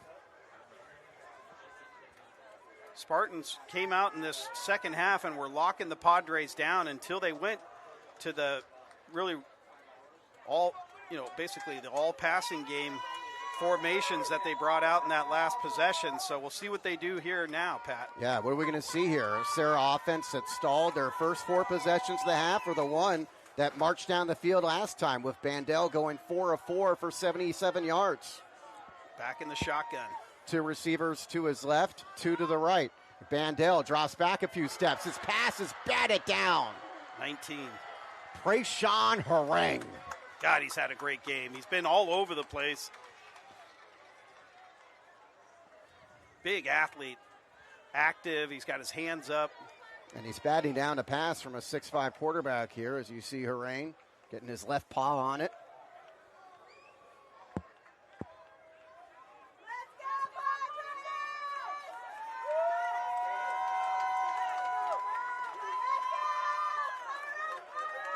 Second down and 10. Bandel rolls to his right side, looking up the sideline. Throws it up the side, it's incomplete. Man, and I think the guy who got a hand on it on the sideline there was Dylan Wynn, new Spartan coach, who knows a little bit about playing defensive line. I think he's happy with the job his defensive line did on that one, creating pressure on Bandel. Yeah, Bandel rolling all the way out to that right side, kind of set his feet. Luckily, he got that away because he was going to get really hit there. So I think he just made the decision to throw that football away and get another chance here. Told you Mike Hill, the new Serra offensive coordinator last year, is now the head coach at Sacred Heart Cathedral. Spartans defensive coordinator is Willie Glasper, hoping to get a stop here on 3rd down and 10.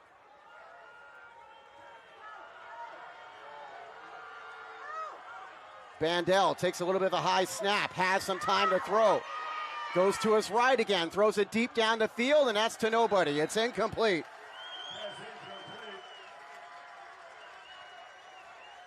Mentioned Willie Glasper, the Spartan defensive coordinator. He's got to be happy with the way this defense has played in this second half. Glasper, part of the team that was in the final years of the streak. He was a class of 2004, so he was on that 2003 team with Terrence Kelly and Cameron Colvin. You got to punt the football. Glasper and Colvin went to Oregon together after that season. That was when the Spartans ran their win streak up to 151. So 4th down and 10. And the Spartans will call a timeout. Well, now nobody has any timeouts remaining with 4:15 to go. There's no way they're gonna go. They got to kick the football here. I was shocked. Well, with no timeouts, if you kick it, there's a good chance you don't get it back. I mean, the Spartans might only need 2 first downs to run out the remainder of the clock. So it's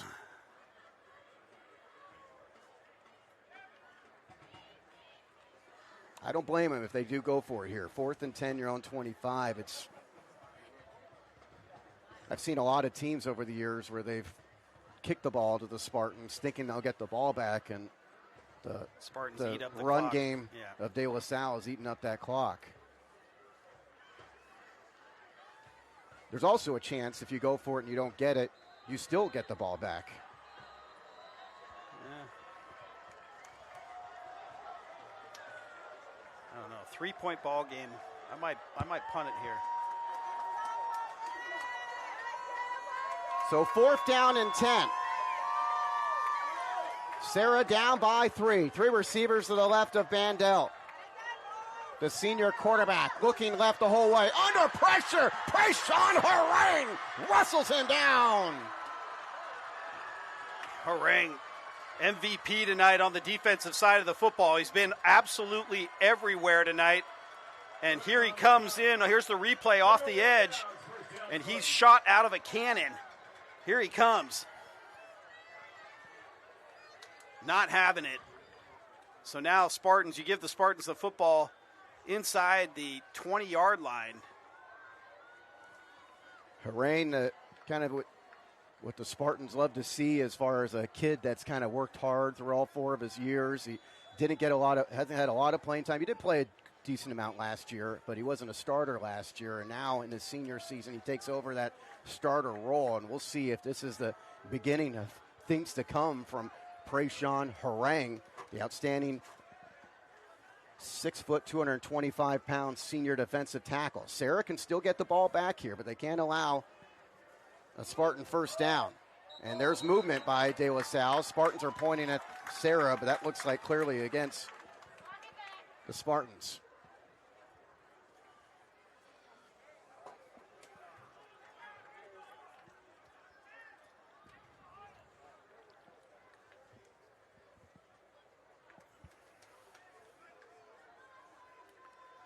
Another discussions.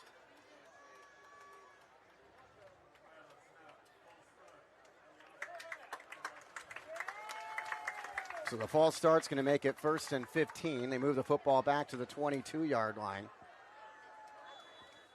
If the Spartans don't get a first down, Serra could be getting the ball back with about 2 minutes to go. A little less than 2 minutes. Surely, the Spartans will keep this on the ground here. Jones, Drew, and Johnson, Lucas behind Lofton. It's going to go to Jones, Drew. He'll take it up the middle. Modena and Aho Hamundo's in on the stop. Again, nobody has any timeouts remaining.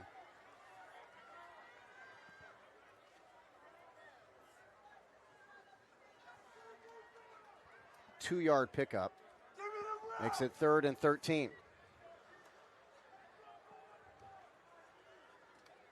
Spartans going to try to use all of the play clock that they can.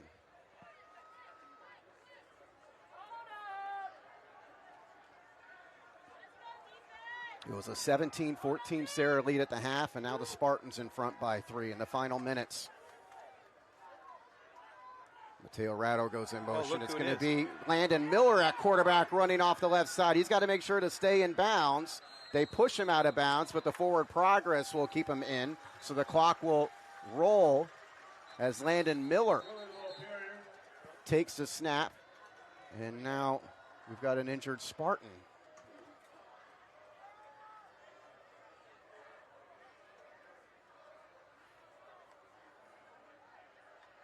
Or is it a Padre?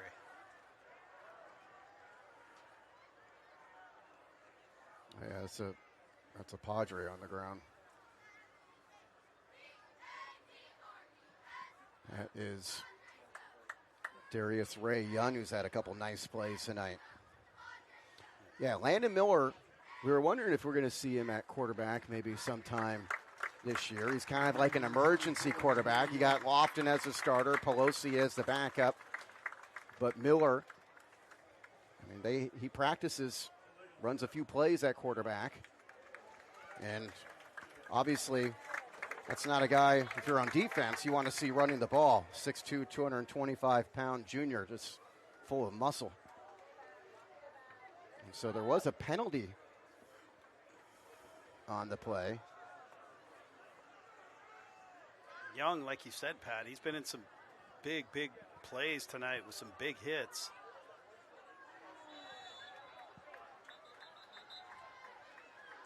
So the penalty makes it 2nd and 15 again. Miller is still into the game to play quarterback.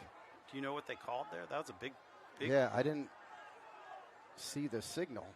It came very late. Seemed like everybody was paying attention to the injury. Now they'll restart the clock here.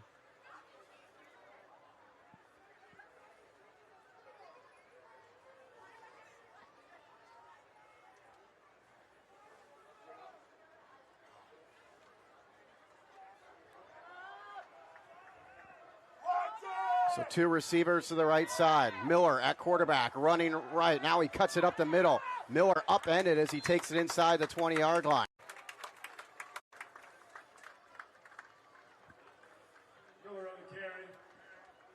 And that will take the clock down to about the 2-minute mark. So you run a play. And Serra's looking at maybe over a minute to go. If they stop him here, over a minute they would have on offense. They're going to throw the football, I think. I mean, they might not. I don't think so. Let's see. Lofton back in at quarterback. Judah Pape and Jones Drew the backs. And it's Jones Drew off the right side. Jones Drew breaks an ankle tackle, stays on his feet, gets to the end zone. Touchdown, Spartans. Jones Drew's third touchdown of the night. This time a 17-yard scamper, and the Spartans are up 34-25. And the crowd's packing and starting to head for the cars because Bryce Jones Drew just said, I'm going to get into the end zone tonight, and that was a working man's touchdown right there. Unbelievable. He had some contact when he got to the edge. Somebody got to that left shoulder pad, but he was able to brush it off and get into the end zone for the Spartans. 4 plays, 17 yards, and 2:26 to put the Spartans up 2 scores again with under 2 minutes to go as the kickoff or the ensuing extra point is good. That time that was Julian Alessandrini that makes the extra point to make it 35-25 De La Salle. Way to go, Julian Alessandrini with a bullet. Nice kick. Still doesn't kick as good as his older sister, though. So a 10-point game, and as you said, a lot of people heading for the exits after that last score. But what a night of football here in San Mateo. The one night a year, they bring out the portable lights, and they've got this brand new AstroTurf field, even though it's looking like an L right now for the Serra Padres. Still plenty of bright spots tonight, and plenty of things they can take into the rest of their season in the next week in Kahuku. But this is, like we said at the outset, it's only game number 1, but it has huge implications for the rest of the year. It's very possible the Spartans are going to be the best team in Northern California again. But Serra still has a chance to prove themselves in upcoming non-league games and league games, and they still can put together a good season. They've looked like it's certainly a team, but we're going to have a fun time covering this year. They played right with the Spartans in that first half, and Borba's kickoff this time doesn't make it to the end zone, so it's returned from the 5-yard line. Henley trying to break some tackles, and then the Spartans gain tackle him and bring him down inside the 15-yard line. Oh, they just threw a flag, too. Penalty on the return for the Padres. Yeah, that short field, giving the Spartans that short field, that was tough. I know that they probably agreed with you, Pat, punting it off with 4 minutes to go. But I don't know. Bryce Jones Drew from inside the 20. Oh, sorry, Deuce Jones Drew from inside the 20. Well, that's the thing. I mean, the Spartans, I don't know. If they went the other end of the field, you would have had that first down there, and then I think the Spartans looked like they only needed maybe one first down to run out the clock. Different set of circumstances, certainly, but the Spartan run game wasn't too impressive in the first half, picking up steam here in the second half. 3 receivers to the left for Vandell. He's under pressure immediately again, throws this one up for grabs, and it falls incomplete. Yeah, he took a big hit as he was getting rid of that football. 2 Spartans there making the hit.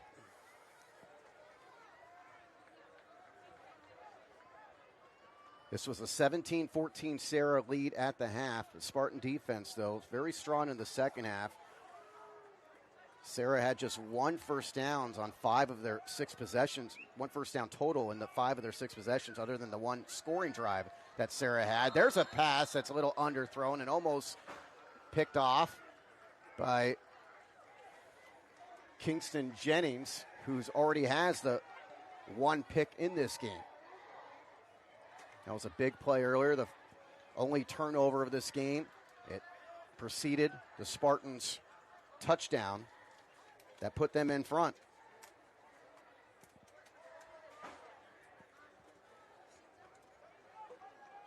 Second down and 10. And the pass too high and incomplete. Actually, that was 3rd down. Now we're at 4th down.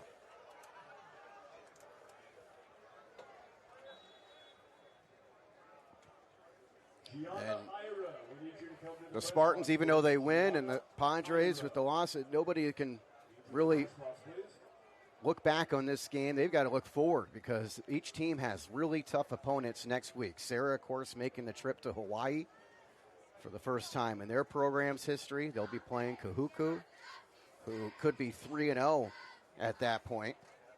And the Spartans will have their home opener next week under the lights at Owen Owens Field in Concord, as they'll be taking on upstart Cardinal Newman, who's going up against Folsom tonight. Yeah, I mean, right now you've got, I think Serra still has a chance here, like we said when we started off the broadcast. Serra's going to be right in the running here to be at top of their league, and De La Salle, same thing. De La Salle's going to, they've got a nice, tough schedule, too, that they got to face. Bandel under duress again. His pass complete to Jace Cannon. Cannon makes the catch at the 25, enough for a Padre first down. Jace Cannon on the reception. First down, Padres.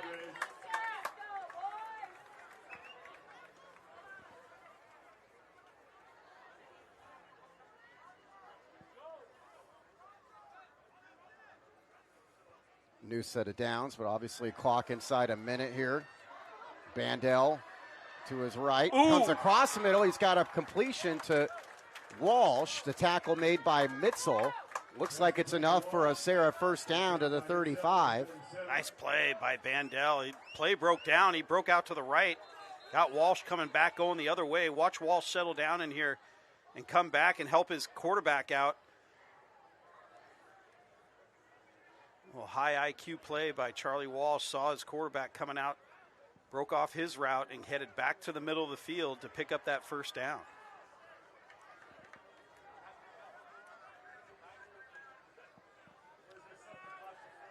Well, I'm excited to watch both these teams the rest of the year. I'm lucky enough to call games for both Serra and De La Salle, and we saw a lot tonight that's positive for both these teams going forward. I think it's going to be a real exciting year of football for both the Spartans and the Padres.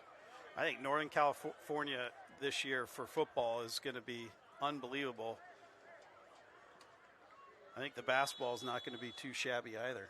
No, it's going to be another fun year of Bay Area sports. Pleased to bring you this one tonight as Bandel going to get taken down. The ball comes loose. And the Spartans have it. Man, there were some guys flying all over the field. I mean, Bandel's just trying to find a way to make a play here for his Padres, and he's just trying to get out. Somebody's grabbing him from behind, and he's trying to get away from him, and ball is way out loose in the right hand, and he gets hit. Second turnover of the night for Serra, and the Spartans will need just one kneel down here to complete this win. By the way, that Cardinal Newman Folsom game is 17-17 in the fourth quarter. Talk about another big game involving NorCal heavyweights.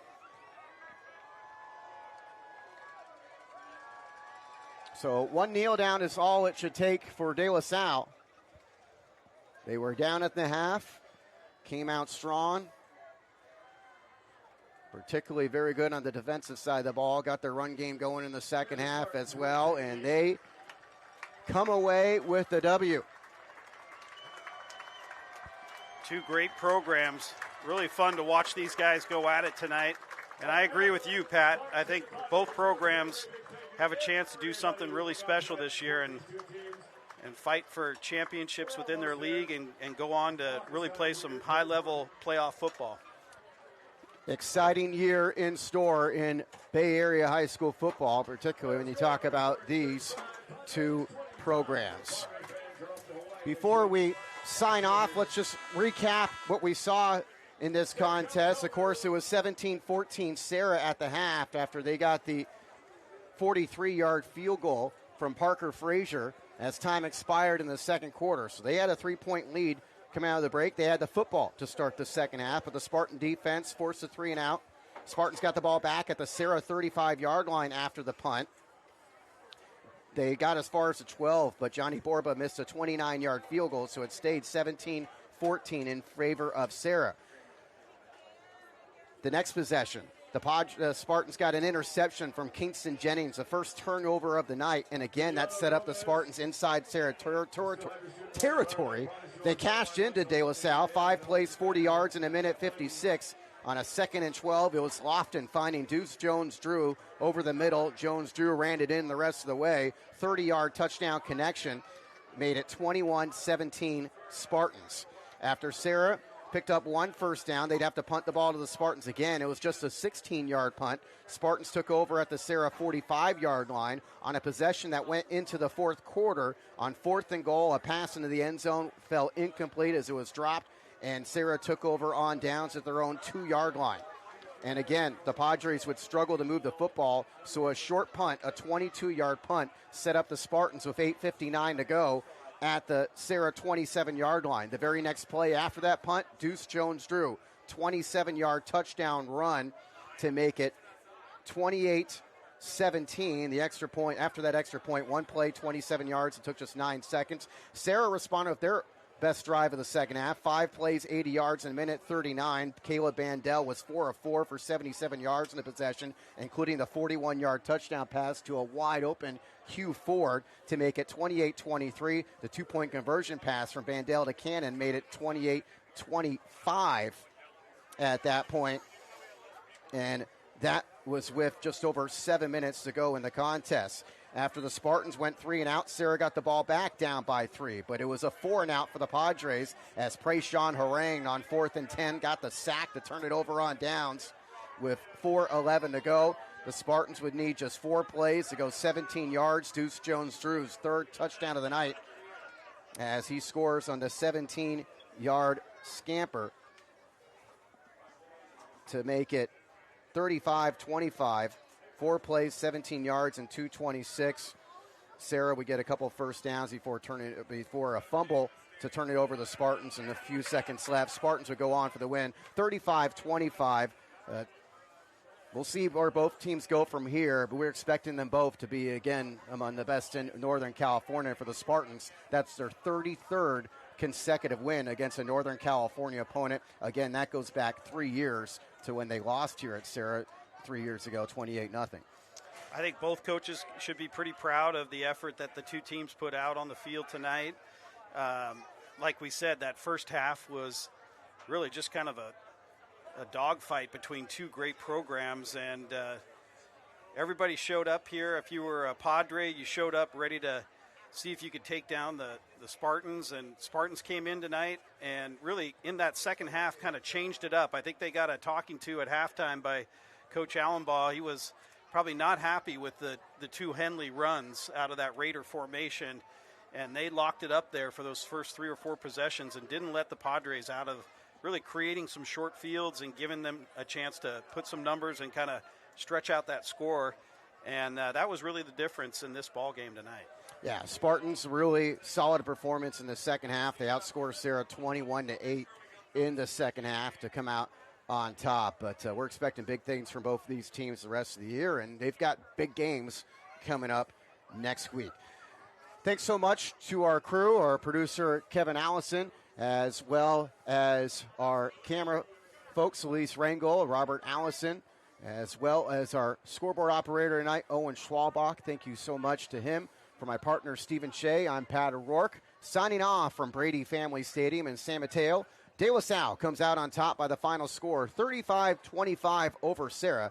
Have a good night.